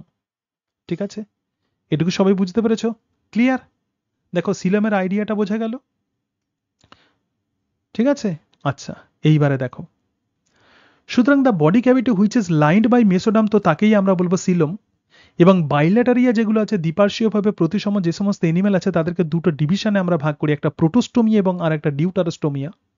প্রোটোস্টোমিয়া কি আমি পরে আসছি, শুধুমাত্র এটুকু দেখো, এই যে প্রোটোস্টোমিয়া আছে, এই প্রোটোস্টোমিয়ার আন্ডারে on the basis of Silam প্রোটোস্টোমিয়াকে তিনটে গ্রুপে ভাগ করা হয়, একটা আসিলোমেটা, একটা সিউডোসিলোমেটা এবং আর একটা সিলোমেটা। তাহলে আমি যেটা বললাম যে presence or absence of body cavity in between gut wall and the body wall is very very important. কোনো কোনো অর্গানিজমসের মধ্যে এই বডি ক্যাভিটি থাকতে পারে, কোনো ক্ষেত্রে নাও থাকতে পারে। যাদের ক্ষেত্রে থাকে না তো তাদেরকেই আমরা বলবো সিলোমেটা, তাহলে যাদের ক্ষেত্রে থাকবে না তো তাদেরকেই আমরা বলবো আসিলোমেটা। যে ক্ষেত্রে কোনো রকম বডি ক্যাভিটি থাকে না তো তারাই হচ্ছে আসিলোমেটা, যেমন প্ল্যাটিহেলমিনথিস এবং নিমাটিনিয়া। সুতরাং ফাইলাম প্ল্যাটিহেলমিনথিস এরা কিন্তু আসিলোমেটা। সিউডোসিলোমেটা কারা? সিউডোসিলোমেটা তাহলে কি, সিউডোসিলোমেটা কি আমি একটু পরে আসছি, আগে সিউডোসিলোমেটার এক্সাম্পলটা দেখে নাও। সিউডোসিলোমেটার আন্ডারে প্রধানত একটি সুপার ফাইলাম আছে, তার নাম হচ্ছে আসকেলমেন্থিস। তাহলে সিউডোসিলোমেটা হচ্ছে আসকেলমেন্থিস, আসিলোমেটা হচ্ছে প্ল্যাটিহেলমিনথিস। আমরা পরে পড়বো, এগুলোর ক্লাসিফিকেশন পড়বো। আর সিউডোসিলোমেটা হচ্ছে আসকেলমেন্থিস। এবং এই আসকেলমেন্থিসকে এখন বলা হচ্ছে এটা সুপার ফাইলাম আসকেলমেন্থিস। এবং এই সুপার ফাইলাম আসকেলমেন্থিসের আন্ডারে বিভিন্ন ফাইলাম আছে, যেমন ফাইলাম একান্তোসেফালা, ফাইলাম এন্টোপ্রোক্টা, ঠিক আছে, যেমন রটিফেরা, নিমাটোডা। তাহলে দেখো ফাইলাম নিমাটোডা কিন্তু আসকেলমেন্থিসের মধ্যে পড়বে। তাহলে প্ল্যাটিহেলমিনথিস সেটা হচ্ছে আসিলোমেটা, আবার ফাইলাম নিমাটোডা যেটা আমরা দেখছি তো সেটা হচ্ছে সিউডোসিলোমেটা। সুতরাং দেখো ফাইলাম প্ল্যাটিহেলমিনথিস হচ্ছে আসিলোমেটা, আর আসকেলমেন্থিস হলো সিউডোসিলোমেটা। ঠিক আছে, সিলোমেটা তাহলে কারা? অ্যানিলিডা, আর্থ্রোপোডা, মোলাস্কা, এরা হচ্ছে সিলোমেটা। এক্ষেত্রে যে সিলোম দেখা যায় অ্যানিলিডা, আর্থ্রোপোডা, মোলাস্কা যারা প্রোটোস্টোমিয়া, তাদের ক্ষেত্রে যে সিলোম দেখা যায় তো সেটা হচ্ছে সাইজোসিলাস সিলোম। আর ডিউটারোস্টোমিয়া যারা, তো সেই ডিউটারোস্টোমিয়ার মধ্যে যে সিলোম দেখা যায় সেটা ইন্টারোসিলাস সিলোম। তাহলে দেখো প্রোটোস্টোমিয়াকে তিনটা ক্যাটাগরিতে ভাগ করে, একটা আসিলোমেটা, একটা সিউডোসিলোমেটা, একটা সিলোমেটা। আসিলোমেটার আন্ডারে থাকবে প্ল্যাটিহেলমিনথিস, সিউডোসিলোমেটার আন্ডারে থাকবে আসকেলমেন্থিস, আর সিলোমেটার আন্ডারে থাকবে অ্যানিলিডা, আর্থ্রোপোডা, মোলাস্কা। ঠিক আছে, ডিউটারোস্টোমিয়া দুটো ফাইলাম, একটা একাইনোডার্মাটা এবং আর একটা কর্ডাটা। তো একাইনোডার্মাটার মধ্যে আমরা এই এই ফাইলামের মধ্যে ডিউটারোস্টোমিয়ার মধ্যে যে সিলোম দেখতে পাবো তো সেটাই হচ্ছে ইন্টারোসিলাস সিলোম। তাহলে সিলোমেটাকে আমরা দুটো ভাগে ভাগ করছি, একটা সাইজোসিলাস সিলোমেটা এবং আর একটা ইন্টারোসিলাস সিলোমেটা। কাদের ক্ষেত্রে সাইজোসিলাস সিলোম দেখা যায়, কাদের ক্ষেত্রে ইন্টারোসিলাস সিলোম দেখা যায়, এই সম্পর্কে কিন্তু আইডিয়া রাখতে হবে। ঠিক আছে, তাহলে যে বডি ক্যাভিটি আমরা যেটা দেখলাম, এর মধ্যে ফ্লুইড থাকতে পারে অথবা এয়ার ফিল্ড থাকতে পারে। সুতরাং সিলোমেটা যেটা আমরা দেখলাম, তাহলে দেখো এই তিনটের মধ্যে এবার পার্থক্য দেখবো। প্রথমে যেটা বললাম যে সিলোমেটা, তো সিলোমেটার মধ্যে প্রধানত ট্রু সিলম দেখা যায় এবং body cavity completely line by the tissues derive from the mesoderm. তাহলে এদের যে বডি ক্যাভিটি, এই বডি ক্যাভিটিতে বিভিন্ন অর্গ্যান থাকে। অ্যাকচুয়ালি দেহ গহ্বরের মধ্যে তো বিভিন্ন অর্গ্যান থাকে, যে সমস্ত অর্গ্যানগুলো মেসোডাম থেকে তৈরি হয় তো সেগুলোই প্রধানত এই জায়গাতে থাকে। যেমন আমরা বিভিন্ন আর্থওয়ার্ম মানে অ্যানিলিডা থেকে শুরু করে সমস্ত যে ফাইলামগুলো আছে, দেখো অ্যানিলিডা থেকে শুরু করে বাকি সমস্ত ফাইলামের মধ্যে আমরা প্রকৃত সিলম আমরা দেখতে পাবো। সিউডোসিলেমেটা তাহলে কাকে বলে? ভালো করে দেখো, সিউডোসিলেমেটা অনেকের কনফিউশন হয়। সিউডোসিলেমেটা হচ্ছে have a body cavity lined by tissue derive from the mesoderm and the endoderm. তাহলে দেখো এক্ষেত্রে আমরা একটোডার্ম দেখতে পাচ্ছি এবং একটোডার্মের সঙ্গে অ্যাডজাসেন্ট আমরা মেসোডার্ম দেখতে পাচ্ছি, কিন্তু এদের ভিতরে যে ডাইজেস্টিভ সিস্টেম আছে এই ডাইজেস্টিভ সিস্টেমের মধ্যে এন্ডোডার্ম থাকে, কিন্তু এন্ডোডার্ম এর সঙ্গে কিন্তু কোনো রকম মেসোডার্ম থাকে না। তার মানে কি? তার মানে একদিকে আমরা দেখতে পাচ্ছি যে মেসোডার্ম এবং আরো একদিকে আমরা মেসোডার্মকে দেখতে পাচ্ছি না। তাহলে এদের বডি ক্যাভিটিতে আমরা কোন কোন অর্গ্যান দেখতে পাবো? মেসোডার্ম থেকে উৎপন্ন হওয়া অর্গ্যান এবং তার সঙ্গে সঙ্গে এন্ডোডার্ম থেকে ডেভেলপড অর্গ্যান আমরা দেখতে পাবো। So have a body cavity lined by the tissue derive from the mesoderm and the endoderm. যেমন রাউন্ড ওয়ার্মের ক্ষেত্রে আমরা দেখতে পাই প্ল্যাটিহেলমিনথিস বা ফ্ল্যাট ওয়ার্ম প্রধানত আসিলোমেটা, আর গোলক্রিমে যেগুলো আছে তো সেগুলোই হচ্ছে Pseudocoelomata. Pseudocoelom is not fused, it is a fully functional body cavity. এরকম নয় যে সিউডোসিলম অ্যাকচুয়ালি কোনো সিলম নয়, এরকম নয়, এটা কিন্তু ফুললি ফাংশনাল বডি ক্যাভিটি, যে বডি ক্যাভিটির মধ্যে যে সমস্ত অর্গ্যানগুলো থাকে সেই সমস্ত অর্গ্যানগুলো এন্ডোডার্ম এবং মেসোডার্ম এই দুটো জার্ম লেয়ার থেকেই তৈরি হয়। কিন্তু সিলোমেটার ক্ষেত্রে প্রধানত যে অর্গ্যানগুলো থাকে সেগুলো টোটালি কিন্তু মেসোডার্ম থেকে তৈরি হয়। ঠিক আছে, তাহলে এটুকু বুঝতে পারলে।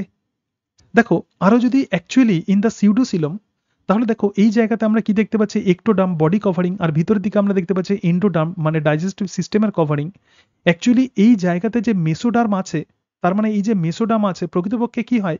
মেসোডার্ম এক্ষেত্রে পাউচ তৈরি করে। তাহলে দেখো এটা একটা মেসোডার্ম, কিন্তু এই যে বডি ক্যাভিটি এটা কিন্তু টোটালি মেসোডার্ম দ্বারা লাইন নয়। তার মানে ভিতরের দিকে তো এন্ডোডার্ম আছে। এই জায়গাতে যদি মেসোডার্ম পেতাম এবং বাইরের দিকে যদি মেসোডার্ম পেতাম তাহলে কিন্তু সেটা কিন্তু প্রকৃত সিলম হতো। কিন্তু এই জায়গাতে দেখো আবার এন্ডোডার্মাল বিভিন্ন অর্গ্যানগুলো এখানে থাকতে পারে। সুতরাং এই কারণের জন্য বলছে প্রকৃতপক্ষে in pseudocoelom the body cavity is not lined by mesoderm, the mesoderm is present as the scattered pouches between the ectoderm and the endoderm. তাহলে একটোডার্ম আর এন্ডোডার্মের মাঝখানে প্রধানত মেসোডার্মগুলো এইভাবে পাউচ ফর্মে থাকে। ঠিক আছে, সুতরাং এটাই হচ্ছে pseudocoelom. So this is the figure of pseudocoelom. Acoelomata তাহলে কাকে বলে? আসিলোমেটা দেখো একদম এন্ডোডার্ম আছে আর বাইরের দিকে একটোডার্ম আছে, তাহলে একটোডার্ম আর এন্ডোডার্মের মাঝখানে কোনো রকম বডি ক্যাভিটি নেই। সুতরাং lack the body cavity between the digestive wall and the outer body wall. So tissue filled region, এটা প্রধানত কিছু টিস্যু ফিল্ড রিজিয়ান থাকে, কিছু কিছু সেল থাকে যাকে আমরা বলবো মেসোগ্লিয়া, এবং মনে করা হয় এটাও যে প্রধানত মেসোডার্ম থেকে ডেভেলপ করে কোনোভাবে, কিন্তু প্রকৃতপক্ষে কোনো রকম বডি ক্যাভিটি থাকে না, একটা সলিড মাস এক্ষেত্রে আমরা দেখতে পাই। তো এটাই হচ্ছে আসিলোমেটা। ঠিক আছে, যেমন প্লেটিহেলমিনথিসের যে বডি প্ল্যান তো সেটাই হচ্ছে এরকম টাইপের বডি প্ল্যান। এবং যে সিলম যেটা আমরা দেখলাম উৎপত্তিগতভাবে এই সিলমকে আমরা দুটো ভাগে ভাগ করতে পারি, একটা সাইজোসিলাস সিলম এবং আর একটা হলো ইন্টারোসিলাস সিলম। তো সাইজোসিলাস সিলম আমরা কাকে বলবো? দেখো যখন গ্যাস্ট্রুলেশন হয় তখন একটা স্ট্রাকচার তৈরি হয়, তার নাম হচ্ছে ব্লাস্টোপোর। তো ব্লাস্টুলার মধ্যে কিছু সেল বটল শেপেড হয়ে যায় এবং তাদের পিছন দিকে যে ছিদ্রটা যেটা তৈরি হয় এবং এই ছিদ্র দিয়ে বিভিন্ন সেলের মাইগ্রেশন ঘটে, তো তাকেই আমরা বলবো ব্লাস্টোপোর। ব্লাস্টোপোরের উপরের দিকটাকে আবার বলে ডর্সাল লিপ অফ ব্লাস্টোপোর, তোমরা জানো। তো সেটা অর্গানাইজার হিসেবে কাজ করে। তো এই ক্ষেত্রে আমরা যেটা পড়তে চলেছি এত কিছু নয়, আমরা শুধুমাত্র এটুকু দেখবো যে সাইজোসিলাস এবং ইন্টারোসিলাস সিলম কাকে বলে। সাইজোসিলাস সিলম দেখো coelom formation begins in the gastrular stage. In protostomia, the development of the xylem forms the split of the mesoderm. আচ্ছা, এই যে ব্লাস্টোপোর আছে এই ব্লাস্টোপোর ভিতরের দিকে ঢুকে গিয়ে এটা প্রধানত আর্কেন্টেরন বা প্রিমিটিভ গার্ড তৈরি করে, এবং এক্ষেত্রে যে মেসোডার্ম আছে এই মেসোডার্ম কি হচ্ছে? Coelom forms from the split in the mesoderm. তো এটা হচ্ছে একটোডার্ম, আর এই যে অংশটা আছে এটাই হচ্ছে এন্ডোডার্ম, এবং এদের সিলম প্রধানত, এবং এই জায়গাতে মেসোডার্মাল বড় লেয়ার থাকে এবং সেই লেয়ারগুলো প্রধানত ভেঙে যায় এবং ভেঙে গিয়ে ক্রমশ যখন একটা বডি ক্যাভিটি তৈরি করে তো তখনই তাকে বলে সাইজোসিলাস সিলম। তাহলে এক্ষেত্রে দেখো মেসোডার্ম ভেঙে যাচ্ছে, পাউচ তৈরি করছে এবং তৈরি করে একটা বডি ক্যাভিটি তৈরি করবে। এরা আবার ক্রমশ বড় হয়ে গিয়ে একটা বডি ক্যাভিটি তৈরি করে এবং এই টাইপের যে সিলম তো তাকেই আমরা বলবো সাইজোসিলাস সিলম। যেগুলো প্রধানত প্রোটোস্টোমিয়া যেমন অ্যানেলিডা, আর্থ্রোপোড এবং মোলাস্কা, তো এক্ষেত্রে আমরা সাইজোসিলাস সিলম দেখতে পাবো। আর এন্টারোসিলাস সিলম আমরা কাকে বলবো? The coelom forms from the mesoderm outpocketing of the archenteron. অর্থাৎ এই যে আর্কেন্টেরন আছে বা প্রিমিটিভ গাঁট আছে, এই প্রিমিটিভ গাঁট থেকে আউট পকেটিং হয় এবং এইখান থেকে প্রধানত সিলম তৈরি হয়। সুতরাং এই টাইপের যে সিলম তো তাকেই আমরা বলবো এন্টারোসিলাস সিলম। এন্টেরন কথার মানে হচ্ছে গাঁট, তাহলে আর্কেন্টেরনের আউট পকেটিং, আর্কেন্টেরনের একটা অংশ, মেসোডার্মাল একটা স্ট্রাকচার, এখান থেকে পরবর্তীকালে যখন সিলম তৈরি হবে তো তখনই তাকে বলে enterocoelous coelom. So solid masses of the mesoderm split and form the schizocoelic coelom. ঠিক আছে, fold of the archenteron form the enterocoelic coelom. তাহলে দেখো যখন মেসোডার্ম যখন হচ্ছে স্প্লিট হয়ে যায় তো তখন যেটা তৈরি করে তো সেটাই হচ্ছে এন্টারোসিলাস সিলম। আর আর্কেন্টেরন যখন ফোল্ড হয়ে যায় তখন যে সিলম তৈরি করবে তো তখনই, আচ্ছা, মেসোডার্ম যখন স্প্লিট হয়ে যায় তখন যেটা তৈরি করবে সেটা হচ্ছে সাইজোসিলাস সিলম। আর আর্কেন্টেরন যখন ফোল্ড হয়ে যাবে তখন যে সিলম তৈরি করে তো তাকেই আমরা বলবো এন্টারোসিলিক সিলম। এরপরে আমরা যেটা দেখবো সেটা হচ্ছে ডিফারেন্সেস ইন বিটুইন প্রোটোস্টোমিয়া আর ডিউটারাস্টোমিয়া। তাহলে প্রোটোস্টোমিয়া আর ডিউটারাস্টোমিয়ার মধ্যে পার্থক্য কি? প্রোটোস্টোমিয়ার মধ্যে প্রোটোস্টোমিয়া মানে কি? প্রোটোস্টোমিয়া মানে হচ্ছে কোনগুলো? প্রোটোস্টোমিয়া মানে হচ্ছে অ্যানিলিডা, আর্থ্রোপোডা, মোলাস্কা। আর ডিউটারাস্টোমিয়া মানে কি? ডিউটারাস্টোমিয়া মানে হচ্ছে একাইনোডার্মাটা থেকে কর্ডাটা। ঠিক আছে, প্রোটোস্টোমিয়ার মধ্যে যে ক্লিভেজ দেখা যায় সেটা হচ্ছে স্পাইরাল এবং ডিটারমিনেট ক্লিভেজ। আমি ক্লিভেজ সম্পর্কে তোমাদের সাথে আলোচনা করেছি। এবং ডিউটারাস্টোমিয়ার মধ্যে আমরা দেখতে পাবো রেডিয়াল এবং ইনডিটারমিনেট ক্লিভেজ, এই পার্থক্যগুলো পড়বে। প্রোটোস্টোমিয়ার মধ্যে আমরা সাইজোসিলাস সিলম দেখতে পাবো আর ডিউটারাস্টোমিয়ার মধ্যে ইন্টারোসিলাস সিলম দেখতে পাবো। এবং এক্ষেত্রে দেখো mouth forms from the blastopore. প্রোটোস্টোমিয়ার যেটা ক্যারেক্টারিস্টিক ফিচার্স, এই যে ব্লাস্টোপোর দেখতে পাচ্ছ এখান থেকে মাউথ তৈরি হয়। আর ডিউটারাস্টোমিয়ার ক্ষেত্রে প্রধানত ব্লাস্টোপোর থেকে অ্যানাস তৈরি হয়। এটা খুব গুরুত্বপূর্ণ ফিচার্স। এবং দেখো প্রোটোস্টোমিয়া, দেখো লার্ভা হচ্ছে ট্রোকোফোর। প্রোটোস্টোমিয়ার যে লার্ভা তো সেটা হচ্ছে ট্রোকোফোর লার্ভা। আর ডিউটারাস্টোমিয়ার যে লার্ভা সেটা হচ্ছে টর্নারিয়া অথবা বাইপিনারিয়া লার্ভা। এবং ম্যাক্সিমাম ক্ষেত্রে ডিউটারাস্টোমিয়া প্রধানত well develop from echinodermata to chordata, এরাই প্রধানত ডিউটারাস্টোমিয়া। ঠিক আছে, তাহলে প্রোটোস্টোমিয়ার ক্যারেক্টারিস্টিক ফিচার্স হচ্ছে সাইজোসিলাস সিলম এবং ব্লাস্টোপোর থেকে মাউথ তৈরি হবে। আর ডিউটারাস্টোমিয়ার ক্যারেক্টার্স হচ্ছে এদের ক্ষেত্রে ইন্টারোসিলাস সিলম আমরা দেখতে পাবো এবং তার সঙ্গে সঙ্গে এদের ব্লাস্টোপোর প্রধানত অ্যানাসে পরিণত হয়। ঠিক আছে, এটাই হচ্ছে প্রোটোস্টোমিয়া আর ডিউটারাস্টোমিয়ার মধ্যে এবার দেখো, এরপরে আমরা যেটা দেখবো তো সেটা হচ্ছে সেগমেন্টেশন। তো সেগমেন্টেশন কাকে বলে? বিভিন্ন অর্গানিজমসের মধ্যে প্রধানত বিভিন্ন সেগমেন্ট থাকে, মানে খণ্ড থাকে। তাহলে দেখো in some animals the body is externally or internally divided, মানে বাইরে থেকে এবং ভিতরের দিকে তাদের মধ্যে ডিভিশন দেখা যায়। আর্থ্রোপোডার ক্ষেত্রে যেমন এক্সটার্নাল সেগমেন্টেশন দেখা যায়, মানে বডির মধ্যে যে বিভিন্ন খণ্ড থাকে তো তাকেই আমরা বলবো সেগমেন্টেশন। তাহলে আর্থ্রোপোডা যেগুলো হচ্ছে সন্ধিপদি পর্বের প্রাণী তো তাদের মধ্যে আমরা এক্সটার্নালি জয়েন্টেড অ্যাপেন্ডেজেস দেখতে পাই, যেমন লেগস আছে তাদের, দেখবে যে তাদের প্রত্যেকটা খণ্ডকে বাইরে থেকে আলাদা আলাদা করে বোঝা যায়। তাহলে এক্ষেত্রে যে সেগমেন্টেশন থাকবে তাকে আমরা বলবো এক্সটার্নাল সেগমেন্টেশন। আর কর্ডেটস এর ক্ষেত্রে আমরা কি দেখতে পাবো? কেবলমাত্র ইন্টারনাল সেগমেন্টেশন দেখতে পাবো। দেখো আমরা যে কর্ডেট আছে, যেমন আমাদের হাতটাকে আমরা ঘোরাচ্ছি, তাহলে তুমি বুঝতে পারছো যে সেগমেন্ট আছে কিন্তু বাইরে থেকে তুমি বুঝতে পারছো না, কারণ এটা স্কিন দিয়ে কভার হয়ে আছে। তাহলে এক্ষেত্রে যে সেগমেন্টেশন আমরা দেখতে পাবো সেটা ইন্টারনাল সেগমেন্টেশন। কিন্তু অ্যানেলিডস এর ক্ষেত্রে তাদের দেহ আংটির মতো খণ্ড নিয়ে গঠিত এবং প্রত্যেকটা খণ্ডের মধ্যে কিন্তু স্পেসিফিক অর্গ্যান থাকে এবং সেই কারণের জন্য কোনো অ্যানেলিডের কোনো অংশ যদি বিচ্ছিন্ন হয়ে যায় সে কিন্তু মারা যায় না। ঠিক আছে, তাহলে এক্ষেত্রে দুটো এক্সটার্নাল এবং ইন্টারনাল দুটো সেগমেন্টই যখন দেখা যায় তো তারাই হচ্ছে অ্যানেলিডা। এবং এই রকম যে দুটো সেগমেন্ট যুক্ত অর্গানিজম তো তাকেই, সেই যে সেগমেন্ট তো তাকেই আমরা বলবো মেটামেরিজম। তাহলে দেখো এক্সটার্নাল সেগমেন্টেশন আমরা আর্থ্রোপোডাতে দেখতে পাবো, কর্ডেটস এর ক্ষেত্রে আমরা ইন্টারনাল সেগমেন্টেশন দেখতে পাবো, আর অ্যানিলিডার ক্ষেত্রে এক্সটার্নাল আর ইন্টারনাল সেগমেন্টেশন বা খণ্ড দেখতে পাবো, দেহখণ্ড। এবং যখন এক্সটার্নাল এবং ইন্টারনাল সেগমেন্টেশন আমরা দেখতে পাবো তখন সেই ঘটনাকে বলা হয় metamerism. So linear repetition of the body parts is called the metamerism, কারণ আমরা জানি যে অঙ্গুরিমাল পর্বের প্রাণীদের দেহ অসংখ্য আংটির মতো খণ্ড নিয়ে গঠিত এবং প্রত্যেকটা খণ্ডে কিন্তু ভাইটাল অর্গ্যানগুলো থাকে। সেই কারণের জন্য এদের কোনো একটা খণ্ড যদি বিচ্ছিন্ন হয়ে যায় তাহলে অর্গানিজম কিন্তু মারা যায় না। যখন প্রত্যেকটা খণ্ডে স্পেসিফিক অর্গ্যানগুলো থাকে তো তখনই তাকে আমরা বলবো সোমাইটস। ঠিক আছে, metamerism occur due to separation of the mesoderm into the segmented block of the muscles. অর্থাৎ মাসলসের প্রধানত যখন ডেভেলপমেন্টাল পিরিয়ড চলে তখন এদের ক্ষেত্রে যে মেসোডার্ম আছে সেটা প্রধানত সেগমেন্টেড হয়ে যায়, খণ্ড খণ্ড হয়ে প্রধানত এই মেটামেরিজম তৈরি করে, যেমন অ্যানিলিডসের ক্ষেত্রে এই ঘটনা আমরা দেখতে পাই। আবার ফলস সেগমেন্টেশন তাহলে কোথায় দেখতে পাবো? যেগুলো ফিতাকৃমি আছে, দেখবে যে ফিতাকৃমির দেহে অসংখ্য খণ্ড থাকে, তো এবং এই প্রত্যেকটা খণ্ডকে আমরা বলবো প্রোগ্লাটিড। তাহলে টেপ ওয়ার্মের ক্ষেত্রে আমরা ফলস সেগমেন্টেশন অর্থাৎ সিউডো মেটামেরিজম আমরা দেখতে পাবো। So body is divided into the many segment, তো তাকেই বলা হয় প্রোগ্লাটিড। যে সমস্ত প্রোগ্লাটিডে এদের রিপ্রোডাক্টিভ অর্গান থাকে, তো তাকেই বলা হয় গ্রাভিড প্রোগ্লাটিড, এবং যে সমস্ত প্রোগ্লাটিডে নর্মাল অর্গান থাকে সেগুলো হচ্ছে নর্মাল ভেজিটেটিভ প্রোগ্লাটিড। সুতরাং সেগমেন্টেশন আমরা দেখলাম যে আর্থ্রোপোডা, কর্ডেট এবং অ্যানিলিডসের মধ্যে কেমন সেগমেন্টেশন দেখা যায়, বিশেষত অ্যানিলিডাস সেগমেন্টেশন গুরুত্বপূর্ণ। ঠিক আছে, অ্যানিলিডার যে সেগমেন্টেশনের যে প্রসেস, তো তাকেই বলা হয় মেটামেরিজম, এবং প্রত্যেকটা খণ্ডকে আমরা বলবো সোমাইটস বা দেহখণ্ড। এরপরে আমরা যেটা দেখব, তো সেটা হচ্ছে মোড অফ এক্সক্রেশন। তাহলে আমরা ডিফারেন্ট ক্যারেক্টারিস্টিক ফিচার্স দেখছি বিভিন্ন অ্যানিমেলস। এই নোটস কিন্তু খুব গুরুত্বপূর্ণ, প্রচুর পরীক্ষাতে প্রশ্ন দেওয়া হয়। অ্যামোনোটেলিজম কাকে বলে? যে সমস্ত অ্যানিমেল তাদের এক্সক্রেটরি মেটেরিয়ালস অ্যামোনিয়াকে সিক্রেট করে। অ্যামোনিয়া, দেখা অ্যামোনিয়া সহজেই জলে দ্রবীভূত হয়ে যায়। তাহলে যে সমস্ত অ্যানিমেলস প্রধানত অ্যাকোয়াটিক অ্যানিমেলস, তো তাদের ক্ষেত্রে যে তাদেরকে আমরা অ্যামোনোটেলিক অর্গানিজম বলবো। সুতরাং water loss from the body along with the ammonia, যে সমস্ত অ্যানিমেলসগুলো প্রধানত অ্যাকোয়াটিক, যেমন protozoa, sponge, cnidaria, crustacea, echinodermata, bony fishes, তো এরা প্রধানত অ্যামোনোটেলিক অর্গানিজম। ইউরিওটেলিক অর্গানিজম তাহলে কাকে বলবো? যাদের রেচন পদার্থ ইউরিয়া, তো তারাই হচ্ছে ইউরিওটেলিক অর্গানিজম। ঠিক আছে, তাহলে দেখো loss of the water along with urea is comparatively less.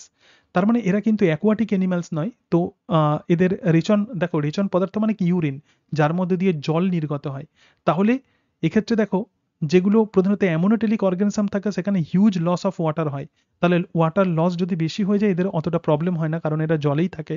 আর ইউরিওটেলিক যে সমস্ত অর্গানিজমস আছে তাদের ক্ষেত্রে জল কিন্তু তুলনামূলকভাবে কম নির্গত হয়। ঠিক আছে, যেমন অ্যাম্ফিবিয়া, ম্যামালস এবং কার্টিলেজিনিয়াস যে ফিশ আছে, তাদের এরকম ইউরিক অ্যাসিড, ইউরিয়া তাদের প্রধানত প্রধান রেচন পদার্থ। আর ইউরিকোটেলিজম মানে কি? ইউরিকোটেলিজম মানে যাদের ক্ষেত্রে রেচন পদার্থ হচ্ছে ইউরিক অ্যাসিড।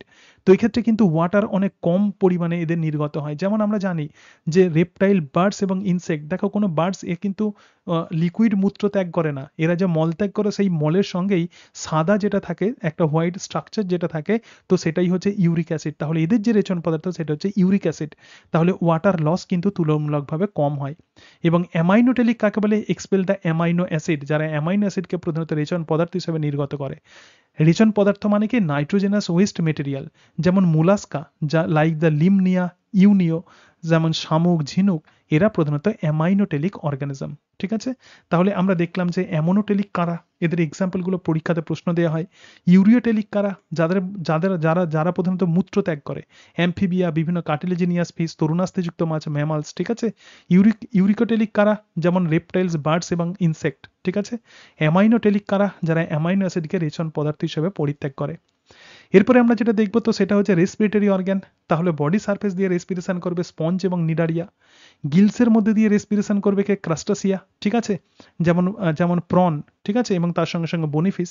কিউটেনিয়াস স্কিন মানে ত্বক দিয়ে কারা রেসপিরেশন করে? অ্যানিলিডস, আর্থ্রোয়ার্ম আমরা জানি, এবং অ্যাম্ফিবিয়া। ঠিক আছে, এবং অ্যাম্ফিবিয়ার ক্ষেত্রে আমরা বাক্যফ্যারেঞ্জিয়াল ক্যাভিটিও তাদের রেসপিরেশন করে, মানে মুখগহ্বর দিয়েও তারা রেসপিরেশন করে, এবং তার সঙ্গে সঙ্গে তারা লাংস দিয়েও রেসপিরেশন করে।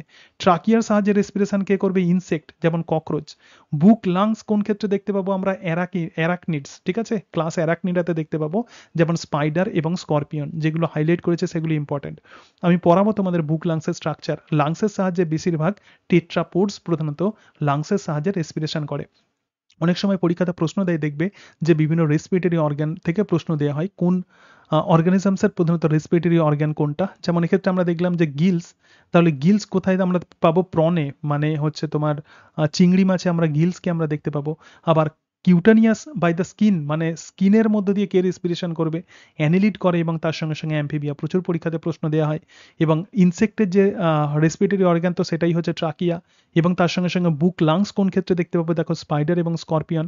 আর লাংস প্রধানত বেশিরভাগ টেট্রাপোডাতে দেখতে পাবো।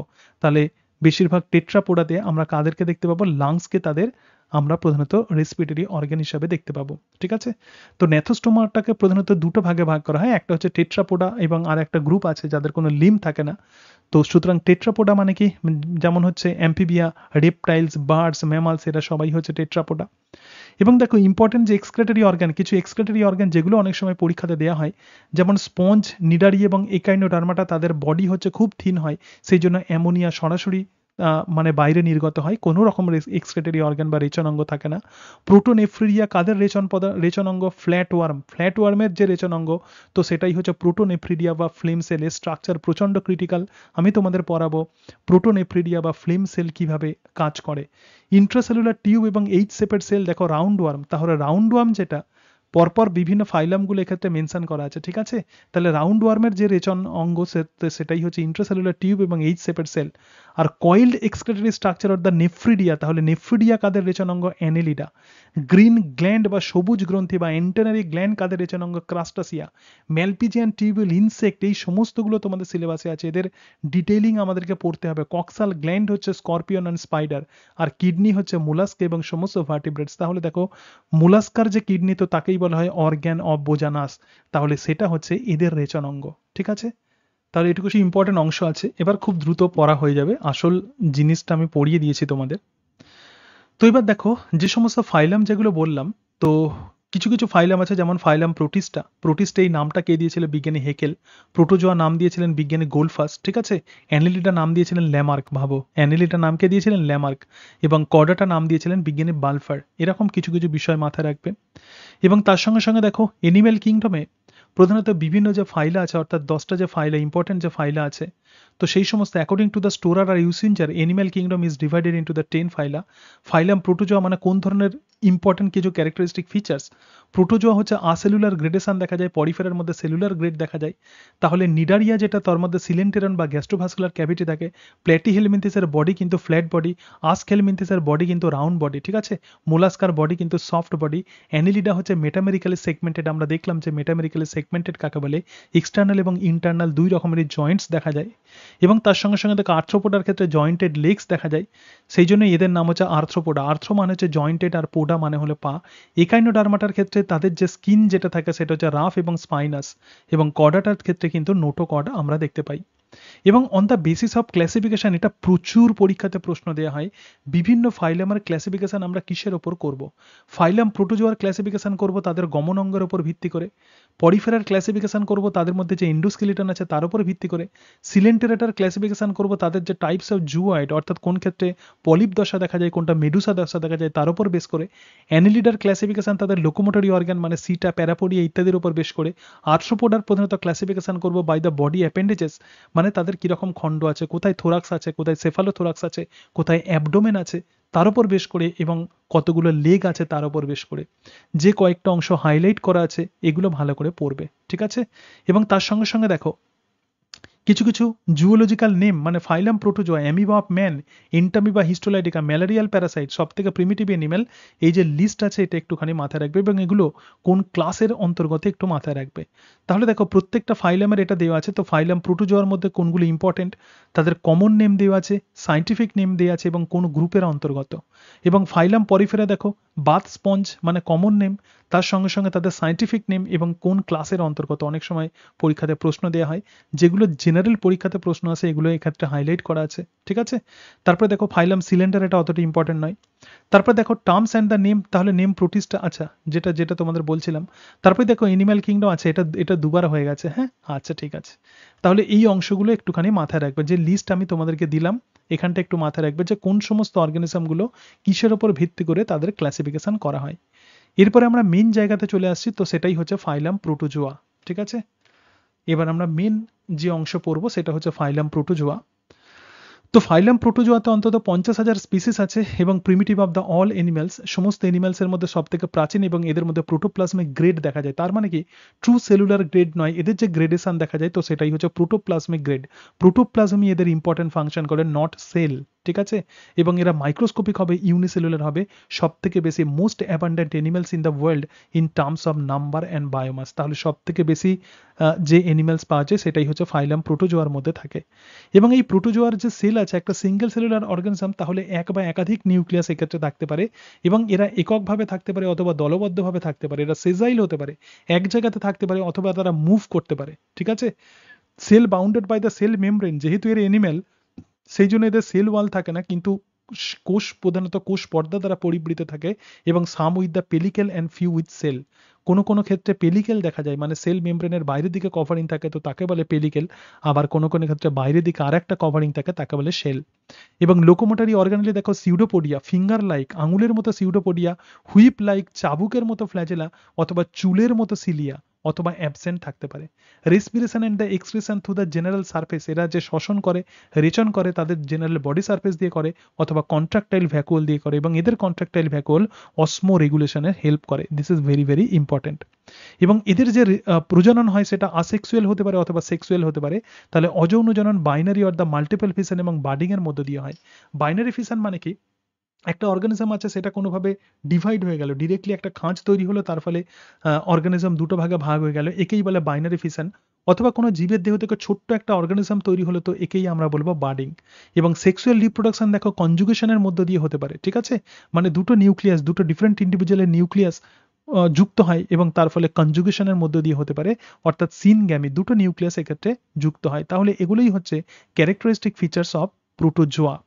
এবং প্রোটোজোয়া প্রধানত লোকোমোটরি অর্গানের উপর ভিত্তি করে প্রোটোজোয়া, দেখো ফাইলাম প্রোটোজোয়ার প্রধানত সাবফাইলাম, চারটে সাবফাইলাম আছে, একটা সার্কোমাস্টিগোফোরা, একটা স্পোরোজোয়া, একটা নিডোস্পোরো এবং আর একটা হচ্ছে সিলিওফোরা। তোমাদের দেখো অনেক কিছু বিষয় আছে, কিন্তু প্রোটোজোয়া যদি আমরা ক্লাসিফিকেশন যদি পড়ি, বেশ কয়েক পাতা আমাদেরকে পড়তে হবে, কিন্তু যেগুলো পরীক্ষাতে ইম্পর্টেন্ট সেগুলোই এক্ষেত্রে আমি লিখেছি, কারণ এত ক্লাসিফিকেশন আমাদেরকে পড়তে হবে যে মনে থাকবে না, তো সেই কারণের জন্য যেগুলো পরীক্ষাতে আসবে তো সেগুলোই এক্ষেত্রে লেখা আছে। এবং এই যে ফাইলাম প্রোটোজোয়া আছে, এর আন্ডারে যে সাব ফাইলাম আছে, চারটে সাব ফাইলাম আছে, এই সাব ফাইলামের আন্ডারে আবার বিভিন্ন ক্লাস আছে, সাব ক্লাস আছে, কিন্তু তোমরা প্রোটোজোয়ার ক্লাসিফিকেশন আপ টু ক্লাস পর্যন্ত পড়বে, এদের সাব ক্লাস থেকে আসে না কোয়েশ্চেন্স কোনো এক্সামিনেশনে, এদের ক্লাস পর্যন্ত পড়তে হবে, তাও সবগুলোর ক্লাস নয়। সাবফাইলাম সার্কোমাস্টিগোফোরার ক্লাস, যেমন মাস্টিগোফোরা, সার্কোডিনা এবং ওপালিনাটা। তাহলে সার্কোমাস্টিগোফোরার তিনটে ক্লাস আছে, মাস্টিগোফোরা, সার্কোডিনা এবং ওপালিনাটা। তো এরপরে আমরা যেটা দেখব সেটা হচ্ছে যে এই সমস্ত সাবফাইলামের ক্যারেক্টার্স। ঠিক আছে, দেখো এটুকু সবাই বুঝতে পেরেছো? ঠিক আছে, তো প্রথমেই যেটা আসছে সেটা হচ্ছে সাবফাইলাম সার্কোমাস্টিগোফোরা। ভালো করে দেখো, সার্কোমাস্টিগোফোরার আন্ডারে কোন কোন অর্গানিজম আছে, ট্রাইপ্যানোজোমা, ইউগ্লিনা এবং ভলভক্স। এছাড়া লিশমানিয়া আছে, জিয়ার্ডিয়া আছে, কিন্তু যেগুলো পরীক্ষাতে আসে তোমাকে মনে রাখতে হবে, ভুললে চলবে না, ট্রাইপ্যানোজোমা, ইউগ্লিনা এবং ভলভক্স। এদের লোকোমোটরি অর্গানেলি হচ্ছে সিউডোপোডিয়া অথবা ফ্ল্যাজেলা। হয় সিউডোপোডিয়া হতে পারে, অথবা ফ্ল্যাজেলা হতে পারে, অথবা সিউডোপোডিয়া ফ্ল্যাজেলা দুটোই হতে পারে। কোনো জীবে হয়তো শুধু সিউডোপোডিয়া আছে, কোনো স্পিসিসে হয়তো শুধু ফ্ল্যাজেলা আছে, কোনো স্পিসিসে সিউডোপোডিয়া ফ্ল্যাজেলা দুটোই থাকে, এবং নিউক্লিয়াস সবসময় একটাই হবে। তাহলে প্রোটোজোয়াতে বলেছিলাম নিউক্লিয়াস এক বা একাধিক হতে পারে, তাহলে সাবফাইলাম সার্কোমাস্টিগোফোরার ক্যারেক্টারিস্টিক ফিচার্স হচ্ছে এদের নিউক্লিয়াস সবসময় একরকমই হবে, তার মানে নিউক্লিয়াস কিন্তু মোনোমরফিক হবে। এবং সাবফাইলাম সার্কোমাস্টিগোফোরার আন্ডারে অনেকগুলো ক্লাস আছে, প্রথম যে ক্লাস, তো সেই ক্লাস হচ্ছে মাস্টিগোফোরা। তাহলে দেখো মাস্টিগোফোরার যে লোকোমোটরি অর্গানেলি সেটা ফ্ল্যাজেলা, এক্ষেত্রে দেখতে পাচ্ছ যে হুইপ লাইক ফ্ল্যাজেলা, চাবুকের মতো ফ্ল্যাজেলা আমরা দেখতে পাচ্ছি, এবং এদের নিউট্রিশন অটোট্রপিক অথবা হেটারোট্রপিক হতে পারে। এই যে ক্লাস মাস্টিগোফোরা আছে, একটা কনফিউশন একটা ক্লাস, একটু দেখে নাও। তাহলে এদের লোকোমোটরি অর্গানেলি কি হবে, ফ্ল্যাজেলা হবে, এবং এদের নিউট্রিশন নিজেদের খাবার নিজেরা তৈরি করতে পারে, এনিম্যাল অথচ নিজেদের খাবার নিজেরা তৈরি করছে, অথবা হেটারোট্রফিক মানে খাবারের জন্য অন্য অর্গানিজমসের উপর নির্ভরশীল, অথবা দুটোই হতে পারে। Contractile vacuole present for the osmoregulation, তুমি যেটা মাথায় রাখবে, ক্লাস মাস্টিগোফোরার লোকোমোটরি অর্গানেলি হচ্ছে ফ্ল্যাজেলা, এবং এরা অটোট্রফিক অথবা হেটারোট্রফিক হতে পারে। মুড অফ নিউট্রিশনের উপর ভিত্তি করে এই ক্লাস মাস্টিগোফোরাকে দুটো আমরা গ্রুপেতে ভাগ করি, একটা ফাইটোমাস্টিগোটিনা এবং আর একটা হচ্ছে জু মাস্টিকনা। ঠিক আছে, ফাইটো মানে হচ্ছে এনিম্যাল, বুঝতে পারছো, ফাইটো মানে হচ্ছে এনিম্যাল, তাহলে এদের ক্ষেত্রে ক্লোরোপ্লাস্ট থাকে এবং এরা প্ল্যান্ট লাইক। আমরা প্রত্যেকেই জানি যে ক্ল্যামাইডোমোনাস, ইউগ্লিন এবং ভলভক্স, ঠিক আছে, সুতরাং ক্ল্যামাইডোমোনাস, ইউগ্লিন এবং ভলভক্স এরা যে প্রোটোজোয়ার অন্তর্গত, এটা সিঙ্গেল সেলুলার, কিন্তু এদের মধ্যে ক্লোরোপ্লাস্ট থাকে, তার মানে এরা অটোট্রফিক হয়, সেই জন্য এদেরকে ফাইটোমাস্টিগনার মধ্যে রাখা হয়। তাহলে ক্ল্যামাইডোমোনাস, ইউগ্লিনা, ভলভক্স এবং নকটিলিউকা এরা হচ্ছে প্ল্যান্টের মতো ক্যারেক্টারিস্টিক ফিচার্স দেখায়, প্ল্যান্টসের মতো এদের ক্ষেত্রে ক্লোরোপ্লাস্টিড দেখা যায়। কিন্তু জু মাস্টিকনা কাকে বলবো, উইদাউট ক্লোরোপ্লাস্ট এবং এনিম্যাল লাইক, যেমন ট্রাইপ্যানোজোমা এবং লিশমানিয়া। তাহলে দেখো যাদের লোকোমোটরি অর্গানেলি এটাই হচ্ছে ট্রাইপ্যানোসোমা, যেমন ট্রাইপ্যানোসোমার বিভিন্ন স্পিসিস স্লিপিং সিকনেস রোগ ঘটায় এবং নিউক্লিয়াস আমরা বডি দেখতে পাচ্ছি, তার মধ্যে ফ্ল্যাজেলা দেখতে পাচ্ছি, তো এটাই হচ্ছে ট্রাইপ্যানোসোমা। লিশমানিয়া প্রধানত কালাজ্বর রোগ সৃষ্টি করে। তাহলে আমরা দেখলাম যে ক্লাস মাস্টিগোফোরা এদের যে লোকোমোটরি অর্গানেলি সেটা হচ্ছে ফ্ল্যাজেলা এবং এরা প্ল্যান্ট লাইক হতে পারে অথবা এনিম্যাল লাইক হতে পারে। সুতরাং ক্ল্যামাইডোমোনাস ইউগ্লিন এবং ভলভক্স এরা ফাইটোমাস্টিকনা গ্রুপের অন্তর্গত ক্লাস মাস্টিগোফোরা, ঠিক আছে। এবং এদের যে সাবফাইলাম তো সেটাই হচ্ছে সার্কোমাস্টিগোফোরা, ঠিক আছে। এরপরে দেখো যে ক্লাস আছে তো তার নাম হচ্ছে সার্কোডিনা। সার্কোডিনা মানেই কিন্তু অ্যামিবা। সার্কোডিনা মানেই প্রধানত এদেরকে অ্যামিবা বলা হয় এবং এদের লোকোমোটরি অর্গানেলি হলো সিউডোপোডিয়া। দেখো সিউডোপোডিয়া মানে কি, ফিঙ্গার লাইক সিউডোপোডিয়া ক্ষেত্রে আমরা দেখতে পাই body shape is changeable due to the presence of the pseudopodia which brought about out pushing of the cytoplasm. তাহলে সাইটোপ্লাজম বাইরের দিকে বেরিয়ে যায় এবং বেরিয়ে গিয়ে একটা ফিঙ্গার লাইক সিউডোপোডিয়া তৈরি করে। যে জায়গাতে সিউডোপোডিয়া তৈরি হচ্ছে এই দিকে এদের প্রোটোপ্লাজম চলে যায়, তাহলে মানে বডি শেপ সময়ের সঙ্গে সঙ্গে পরিবর্তিত হয়। তাহলে এক্ষেত্রে এক্সাম্পল কি হচ্ছে, এক্সাম্পল যেমন হচ্ছে এন্টামিবা। আচ্ছা সিউডোপোডিয়া বিভিন্ন রকমের হতে পারে, লোবোপোডিয়া অ্যামিবা, লোবোপোডিয়া অ্যামিবা এটা হচ্ছে এন্টামিবা, ঠিক আছে। বিভিন্ন রকমের সিউডোপোডিয়া দেখায়, তাহলে এদের স্ট্রাকচার বিভিন্ন রকমের হয়। যেমন লোবোপোড যেটা তো সেটাই হচ্ছে অ্যামিবা, তো অ্যামিবার যে লোবোপোড সেটাকে অনেকটা এরকম দেখতে হয়। এছাড়া ফাইলোপোডিয়া আছে, ইউগ্লাইফা, রেটিকিউলোপোডিয়া আছে, ঠিক আছে। এগুলো আর অত মনে না রাখলেও চলবে, তুমি শুধুমাত্র এটুকু মাথায় রাখবে অ্যামিবার যে সিউডোপোডিয়া সেটা হচ্ছে লোবোপোডিয়া, আঙুলের মতো যে সিউডোপোডিয়া তো সেটাই হচ্ছে লোবোপোডিয়া। তাহলে অ্যামিবা ক্লাস সার্কোডিনার আন্ডারে ইনক্লুডেড। এরপরে যে ক্লাস আছে তো তার নাম হচ্ছে ক্লাস ওপালিনাটা। ওপালিনাটা হচ্ছে intestinal Parasite of the Amphibia. অর্থাৎ ওপালিনাটার যত স্পিসিস আছে এরা প্রধানত আমাদের অন্ত্রে প্যারাসাইট হিসাবে থাকে এবং লোকোমোটরি অর্গান হচ্ছে শর্ট এবং সিলিয়া লাইক। অর্থাৎ এদের যে লোকোমোটরি অর্গান সেটা কিন্তু সিলিয়ার মতো দেখতে হয়, cilia like locomotory organ. Gametes আর ফ্ল্যাজেলেটেড এবং সেক্সুয়াল রিপ্রোডাকশন প্রধানত দেখায় এবং নিউক্লিয়াস কিন্তু অনেক হয়, ঠিক আছে। আগে যেমন আমরা দেখছিলাম যে নিউক্লিয়াস একটি হয়, তাহলে ওপালিনাটাতে নিউক্লিয়াস কিন্তু আমরা অনেকগুলো দেখতে পাই। সুতরাং এটাই হচ্ছে ওপালিনাটা। তাহলে আমরা দেখো প্রথম আমরা যে এক্ষেত্রে যেটা আমরা দেখছি যে সাবফাইলাম সার্কোমাস্টিগোফোরা, তো সার্কোমাস্টিগোফোরার তিনটা ক্লাস দেখলাম, একটা মাস্টিগোফোরা। তাহলে মাস্টিগোফোরার লোকোমোটরি অর্গানেলি কি বলো, মাস্টিগোফোরা বলতে পারবে? ফ্ল্যাজেলা, ঠিক আছে। সার্কোডিনার লোকোমোটরি অর্গানেলি প্রধানত সিউডোপোডিয়া, আর ওপালিনাটা হচ্ছে সিলিয়ার মতো স্ট্রাকচার এদের লোকোমোটরি অর্গানেলি। তাহলে এটাই হচ্ছে সার্কো মাস্টিগোফোরা, ঠিক আছে। আচ্ছা, এরপরে এরপরে আমরা যে সাবফাইলাম দেখবো তো তার নাম হচ্ছে স্পুরোজোয়া। প্রচন্ড ওয়ার্ল্ড ফেমাস সাবফাইলাম স্পুরোজোয়া, কারণ প্লাসমোডিয়াম এর আন্ডারে পড়ে। Locomotory organelle and the contractile vacuole are absent. তাহলে এদের কিন্তু কোনো গমন অঙ্গ থাকে না। Spore without the polar filament, আচ্ছা এরা স্পোরের সাহায্যে প্রধানত রিপ্রোডাকশন করে এবং সমস্ত মেম্বার কিন্তু এন্ডোপ্যারাসাইট। যেমন এক্ষেত্রে আমরা দেখতে পাচ্ছি যে মোনোসিস্টিসের ছবি দেখতে পাচ্ছি, গ্র্যানিউলার সাইটোপ্লাজম আছে, পেলিকেল বা ম্যাট্রিক্স আছে, নিউক্লিয়াস আছে। তাহলে সাবফাইলাম স্পোরোজোয়ার আন্ডারে সমস্ত মেম্বার কিন্তু এন্ডোপ্যারাসাইট হয়, ঠিক আছে। এবং এদের যে লোকোমোটরি অর্গানেলি, কোনো লোকোমোটরি অর্গানেলি বা গমন অঙ্গ থাকে না। এরপরে যেটা আছে সেটা হচ্ছে সাবফাইলাম নিডোস্পোরা। সাবফাইলাম নিডোস্পোরার আন্ডারে যেটা আছে তো বিভিন্ন যে অর্গানিজম আছে তো তার নাম হচ্ছে নসেমা। এছাড়া মিক্সোস্পাইরোইডিয়া, মিক্সিডিয়াম, মাইক্রোস্পোরিডিয়া এগুলো থাকে। এরাও কিন্তু intracellular endoparasite specially of the insect, প্রধানত ইনসেক্টের মধ্যে এরা ইন্ট্রাসেলুলার এন্ডোপ্যারাসাইট মানে সেলের ভিতরে থাকে। এক্ষেত্রে দেখো একটা সেল আছে, সো সেলের ভিতরে প্রধানত এরা থাকে এবং spores are formed with the polar filament, ঠিক আছে। No locomotory organelle and the contractile vacuole, just আগের মতোই। এক্ষেত্রে কোনো রকম লোকোমোটরি অর্গানেলি এবং কন্ট্রাক্টাইল ভ্যাকুয়াল থাকে না এবং এই জায়গাতে দেখো পোলার ফিলামেন্ট আছে। এবং এদের দুটো ক্লাস আছে, একটা হচ্ছে মিক্সোস্পোরিডিয়া, স্পোর লার্জ এবং develop from the several nuclei. তাহলে এদের ক্ষেত্রে মিক্সোস্পোরিডিয়া মানে কি অনেকগুলো স্পোর এদের তৈরি হয়। প্রধানত এরা ফিশের ক্ষেত্রে মানে মানুষ ছাড়া অন্যান্য যে প্যারাসাইট তো তারা প্রধানত সাবফাইলাম নিডোস্পোরার আন্ডারে সায়েন্টিস্টরা রেখেছেন। তো মিক্সোস্পোরিডিয়া মানে কি অনেক রকমের স্পোর তৈরি হয়, ঠিক আছে, স্পোর অনেক বড় হবে। এবং তার সঙ্গে সঙ্গে মাইক্রোস্পোরিডিয়া মানে কি স্পোর প্রধানত ছোট হবে, যেমন Parasite in arthropoda and fish, ঠিক আছে। তাহলে এটাই হচ্ছে সাবফাইলাম নিডোস্পোরা। এরপরে যেটা আছে সেটা হচ্ছে সাবফাইলাম সিলিওফোরা। নাম দেখেই আমরা বুঝতে পারছি যে এটা হচ্ছে লার্জেস্ট গ্রুপ অফ দ্য প্রোটোজো এবং এদের লোকোমোটরি অর্গানেলি মেনলি সিলিয়া। তাহলে লোকোমোটরি অর্গানেলি মেনলি কি হচ্ছে সিলিয়া। এবং এই যে যেটা দেখতে পাচ্ছ তো এটাই হচ্ছে প্যারামোসিয়াম এবং প্যারামোসিয়ামকে অনেকটা চটির মতো দেখতে হয়, সেই জন্য একে স্লিপারি অ্যানিমালস বলা হয়। এবং এই প্যারামোসিয়ামের লোকোমোটরি অর্গানেলি আমরা দেখতে পাচ্ছি যে সিলিয়া, এবং এক্ষেত্রে প্রধানত দুটো নিউক্লিয়াস আমরা দেখতে পাই, একটা মাইক্রো নিউক্লিয়াস এবং আর একটা ম্যাক্রো নিউক্লিয়াস। দুটো নিউক্লিয়াস প্রধানত আমরা প্যারামোসিয়ামে দেখতে পাই, এবং তার সঙ্গে সঙ্গে এদের টোটাল বডি কিন্তু সিলিয়া দ্বারা কভার থাকে। ঠিক আছে, তাহলে এটাই হচ্ছে সাবফাইলাম সিলিওফোরা। তাহলে আমরা কতগুলো সাবফাইলাম আমরা দেখলাম। দেখো তাহলে লোকোমোটরি অর্গানেলি হিসাবে আমরা কিভাবে ভাগ করব। সার্কোমাস্টিকোফোরা, এদের লোকোমোটরি অর্গানেলি সিউডোপোডি এবং তার সঙ্গে সঙ্গে ফ্ল্যাজেলা। তো স্পোরোজোয়ার তো কোনো লোকোমোটরি অর্গানেলি নেই, নিডোস্পোরারও কোনো লোকোমোটরি অর্গানেলি নেই, আর সিলিওফোরার যে লোকোমোটরি অর্গানেলি তো সেটাই হলো সিলিয়া। এর সঙ্গে সঙ্গে আমরা দেখলাম যে মাস্টিকোফোরা কোনটা, তো মাস্টিকোফোরার লোকোমোটরি অর্গানেলি ফ্ল্যাজেলা। সার্কোডিনার কি, সার্কোডিনার ক্ষেত্রে লোকোমোটরি অর্গানেলি সিউডোপোডিয়া, এবং অনেকে ওপালিনাটাকে এই সার্কোমাস্টিকোফোরার আন্ডারে রেখেছেন, এরও লোকোমোটরি অর্গানেলি ছোট ছোট cilia, not well developed cilia, কিন্তু ছোট ছোট সিলিয়া এদের লোকোমোটরি অর্গানেলি। ঠিক আছে, তাহলে ওপালিনাটা এই গ্রুপের মধ্যে পড়ে। স্পোরোজোয়া মানে প্লাসমোডিয়াম, এবং নিডোস্পোরা মানে কি অন্যান্য এনিম্যালসের মধ্যে যারা প্যারাসাইট তো তারাই হচ্ছে নিডোস্পোরা।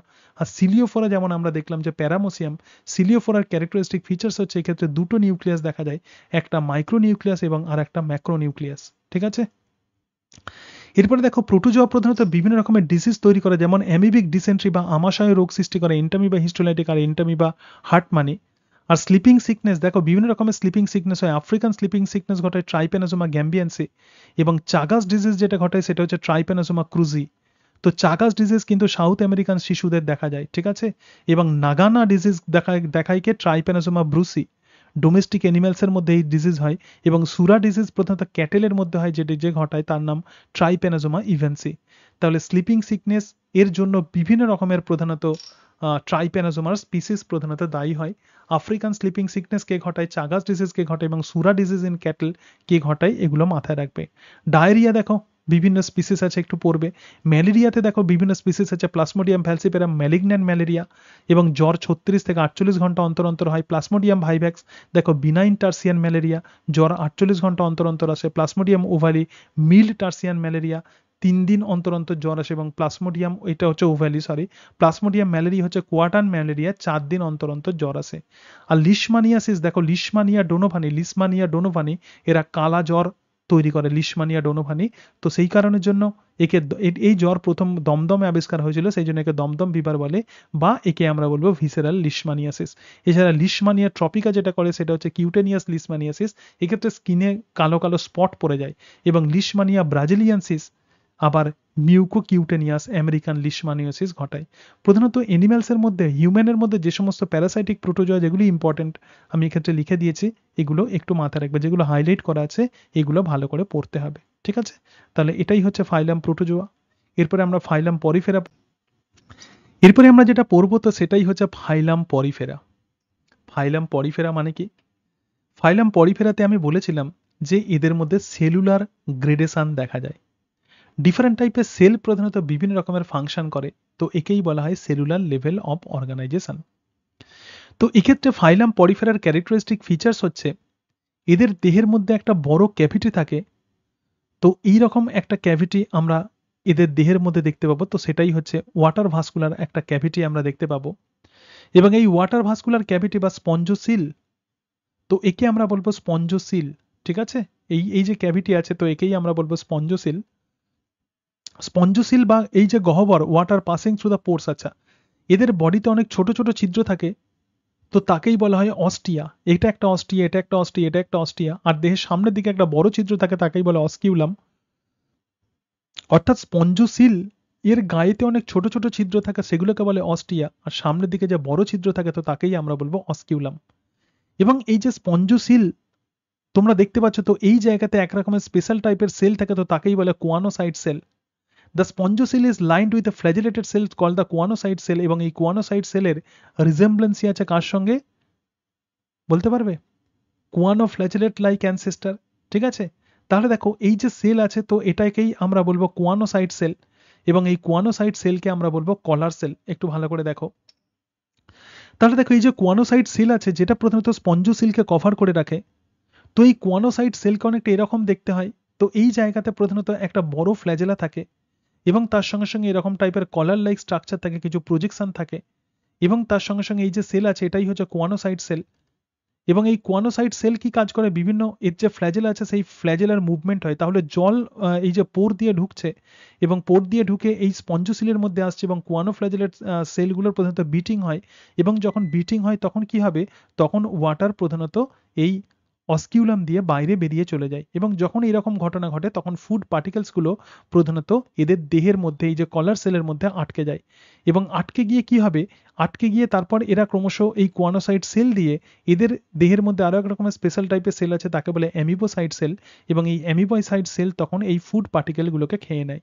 তাহলে জলের সঙ্গে যত খাবার আসছে তারা সেই খাবারগুলো প্রধানত স্পঞ্জোসিলের মধ্যে প্রধানত ঘুরছে, এবং এই ফ্ল্যাজেলার সাহায্যে এই খাবারগুলো প্রধানত এরা প্রথমে এই কোয়ানোসাইট সেলের মধ্যে নিয়ে নেয়, তারপর কোয়ানোসাইট সেল থেকে অ্যামিবোসাইট সেলে চলে যায়, এবং সেখান থেকেই তাদের ডাইজেশন সম্পন্ন হয়। ঠিক আছে, তাহলে এটা হচ্ছে একদম জেনারেল বডি প্ল্যান, এবং এই ক্ষেত্রে দেখতে পাচ্ছ যে বিভিন্ন লেয়ার আছে, এই বিভিন্ন লেয়ারে আমরা ডিফারেন্ট টাইপের সেল দেখতে পাচ্ছি। সুতরাং একদম ভিতরে যে ক্যাভিটি আছে তো সেটাই হচ্ছে ওয়াটার ভাস্কুলার ক্যাভিটি, এবং তার সঙ্গে সঙ্গে ছোট ছোট ছিদ্র থাকে তাকেই আমরা বলবো অস্টিয়া, এবং বড় যে ছিদ্র থাকে তো তাকেই আমরা বলবো অস্কিউলাম, এবং এদের কাঁটার মতো কিছু অংশ থাকে তো তাকেই আমরা বলবো স্পিকিউল, এবং এদের যে বিভিন্ন লেয়ার আছে এই লেয়ারে একটা স্পেশাল টাইপের সেল আছে তো তার নাম আছে অ্যামিবোসাইট সেল।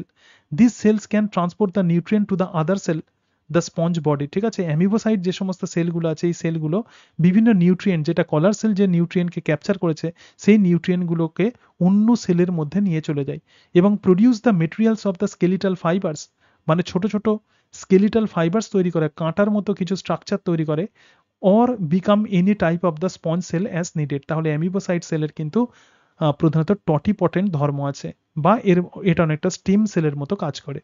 আমরা একটা জেনারেল আইডিয়া নিয়ে নিলাম যে পরিফেরাকে। এরপরে আমরা যেটা দেখবো তো সেটাই হচ্ছে ফাইলাম পরিফেরা। তো পরিফেরা মানে কি, এদের দেহতে অনেক ছিদ্র থাকে তো সেই জন্য একে বলা হবে পোর বিয়ারার। তাহলে presence of the choanocyte cell or the collar cell reveal the phylum Porifera. তো পরিফেরার নাম এই কারণের জন্যই করেছে কারণ তাদের মধ্যে কোয়ানোসাইট অথবা কলার সেল থাকে, এবং এটাই প্রমাণ করে যে এরা কোয়ানোফ্ল্যাজেলেট লাইক অ্যানসেস্টর থেকে এদের ডেভেলপমেন্ট ঘটে, এবং এরা হচ্ছে মোস্ট প্রিমিটিভ মাল্টিসেলুলার অর্গানিজম, সব থেকে প্রিমিটিভ, কারণ প্রোটোজোয়ার পরেই তো পরিফেরা আসবে। ডু নট মুভ, এরা প্রধানত এক জায়গা থেকে অন্য জায়গায় মুভ করতে পারে না, সেই জন্য অ্যারিস্টটল, প্লিনি এবং অন্যান্য সায়েন্টিস্ট যারা তো তারা প্রথমে এদেরকে প্ল্যান্ট বলেছেন, কারণ এদের কোনো পার্টিকুলার কোনো শেপ নেই, এবং সেই কারণের জন্য এরা যেহেতু মুভ করতে পারে না, একমাত্র অ্যানিমাল যারা মুভ করতে পারে না ফাইলাম, তো সেই কারণের জন্য এদেরকে প্ল্যান্টসও বলা হয়। এবং স্পঞ্জেস কিন্তু ফিল্টার ফিডার হয়। ফিল্টার ফিডার মানে কি, যারা প্রধানত খাবারের জন্য জলের উপর নির্ভরশীল, rely on the water current for the food, খাদ্যের জন্য জলের উপর এরা নির্ভরশীল হয়, সেই জন্য এরা ফিল্টার ফিডার হয়, এবং filter out food particle from the surrounding water. তার মানে কি, অস্ট্রিয়া দিয়ে যখন জল ঢুকছে তখন এদের কলার সেল আছে, এবং সেই কলার সেল ফুড পার্টিকেলগুলোকে ট্র্যাপ করে নেয়, এবং এরকমভাবে প্রধানত জল থেকে এরা খাবার সংগ্রহ করে, তো সেই কারণের জন্য এরা কিন্তু ফিল্টার ফিডার হয়। প্রধানত এরা মেরিন পরিবেশে থাকে, প্রধানত এরা সামুদ্রিক হয়, এবং ফাউন্ড অল ওভার ওয়ার্ল্ড, পৃথিবীর সমস্ত জায়গাতে থাকে, এবং all depth of the ocean, সমুদ্রের সমস্ত গভীরতাতে পাওয়া যায়, কিন্তু কেবলমাত্র শ্যালো ওয়াটারকে এরা কিন্তু প্রেফার করে। ঠিক আছে, একটা জেনারেল অ্যাকাউন্ট আমরা দেখে নিলাম। Most primitive multicellular organism, choanocyte cell or the collar cell থাকে, এবং এরা কিন্তু ফিল্টার ফিডার হয়। এবার ফাইলাম ক্যারেক্টার আমরা দেখব। ঠিক আছে, দেখো জেনারেলি আসিমেট্রিক হয়, অর্থাৎ এদের দেহ আসিমেট্রিক হয়। সেন্ট্রাল দিয়ে তুমি যদি কোনো প্লেনকে যদি পাস করো তাহলে সেক্ষেত্রে এদের দেহকে কিন্তু সমান ভাগে ভাগ করা যায় না, এবং এরা সেজাইল হয়, তার মানে এক জায়গা থেকে অন্য জায়গায় মুভ করে না, এবং occurring Singoli or in colony, একসঙ্গে থাকতে পারে অথবা এককভাবে থাকতে পারে, এবং কেউ কেউ কিন্তু ফ্রেশ ওয়াটার হয়। এবং এদের মধ্যে কিন্তু স্পঞ্জোসিল থাকে, যেটাকে আমি বলছিলাম যে স্পঞ্জোসিল মানে কি, একটা ক্যাভিটি থাকবে যে ক্যাভিটির মধ্যে দিয়ে জল পাস হয়। এবং এদের যে বডি ওয়াল আছে, দেখো numerous ostia or the pores are present throughout the body, এদের বডিতে অনেক ছোট ছোট ছিদ্র থাকে, তো তাকেই বলা হয় অস্টিয়া, এবং বড় যে ছিদ্র থাকে তো তাকেই আমরা বলবো অস্কিউলাম। অস্কিউলাম প্রধানত উপরের দিকে থাকে। এবং sponges have a water transport or the canal system. তাহলে স্পঞ্জের মধ্যে এই যে ওয়াটার সিস্টেম যেটা আমরা বলছি একে বলা হয় ক্যানাল সিস্টেম। মাথায় রাখবে, স্পঞ্জের যে ওয়াটার সিস্টেম তো তাকেই আমরা বলবো canal system, water system or the canal system. Water enters through the minute pore, তাহলে জল প্রধানত অস্টিয়া দিয়ে ঢুকবে in the body wall into a central cavity or the spongocoel. তাহলে এদের মধ্যে যে ক্যাভিটি থাকবে তো সেটাই হচ্ছে spongocoel, from where it goes out through the osculum. ঠিক আছে, তাহলে জল অস্টিয়া দিয়ে ঢুকছে, স্পঞ্জোসিলের মধ্যে ফ্লো হচ্ছে, অস্কিউলাম দিয়ে বাইরে বেরিয়ে চলে আসছে। এবং এদের যে বডি যে লেয়ার আছে, দেখো একটোডাম, মেসোগ্লিয়া এবং এন্ডোডার্ম আছে, এই ডিফারেন্ট লেয়ারে কিন্তু বিভিন্ন রকমের সেল থাকে। এই ছবিটা একটু ভালো করে বোঝার চেষ্টা করো। তাহলে দেখো একদম এন্ডোডার্ম মানে যেখানে প্রধানত আমরা দেখছি যে স্পঞ্জোসিল আছে, এই স্পঞ্জোসিলের এই এন্ডোডার্মের সঙ্গে কানেক্টেড আছে যেটা, তো সেটাই কিন্তু কলার সেল, ঠিক আছে, কোয়ানোসাইট সেল এই জায়গাতে আছে। এবং দেখো এই যে মাঝখানে যে লেয়ার আছে যে মেসোগ্লিয়া আর মেসোহিল যেটা আছে, তো এখানে প্রধানত কাঁটার মতো স্পিকিউল থাকে, যেটা এদের প্রধানত স্ট্রাকচারকে মেনটেন করে। এবং অ্যামিবোসাইট সেল প্রধানত এই লেয়ারেই আমরা দেখতে পাই, অর্থাৎ মেসো হিলেই আমরা দেখতে পাই। এবং আউটার লেয়ারে অসংখ্য ছিদ্র থাকে, এই ছিদ্র দিয়ে প্রধানত জল ঢোকে। তাহলে কোন টাইপের সেলগুলো কোন লেয়ারে দেখা যায় আমরা দেখে নিলাম। স্পঞ্জ একটা টাইপের অ্যান্টিবায়োটিক তৈরি করে, তো তার নাম হচ্ছে cribrostatin. A compound isolated from the marine sponges kill the cancer cell. এটা প্রধানত ক্যান্সারের বিরুদ্ধে এটাকে কাজ করার জন্য ইউজ করা হয়। এবং পেনিসিলিন রেজিস্ট্যান্ট স্ট্রেপ্টোকক্কাস ব্যাকটেরিয়া, তো স্ট্রেপ্টোকক্কাস ব্যাকটেরিয়া যেটা পেনিসিলিনের বিরুদ্ধে রেজিস্ট্যান্ট তৈরি করে, তো তাকেও কিন্তু এই ক্রিব্রোস্ট্যাটিনের সঙ্গে সাহায্যে মারা যায়, মানে মারা যেতে পারে, ঠিক আছে। তাহলে মেরে ফেলা হয় আর কি। তাহলে আমরা বিভিন্ন লেয়ার দেখতে পেলাম, একটোডাম এবং তার সঙ্গে সঙ্গে এন্ডোডাম, এবং মেসোহিলের মধ্যে কি কি থাকে আমরা দেখলাম। এবং এদের মধ্যে প্রধানত স্পঞ্জোসিল দেখতে পাই, এবং স্পঞ্জোসিলের যে লাইনিং, তো সেটাই হচ্ছে কোয়ানোসাইট সেল আমরা দেখতে পাই। তাহলে লেভেল অফ অর্গানাইজেশন আমরা কি দেখতে পাবো? তাহলে লেভেল অফ অর্গানাইজেশন প্রধানত আমরা কি দেখতে পাবো? দেখো এখানে আর কেবলমাত্র দেখা যাবে না।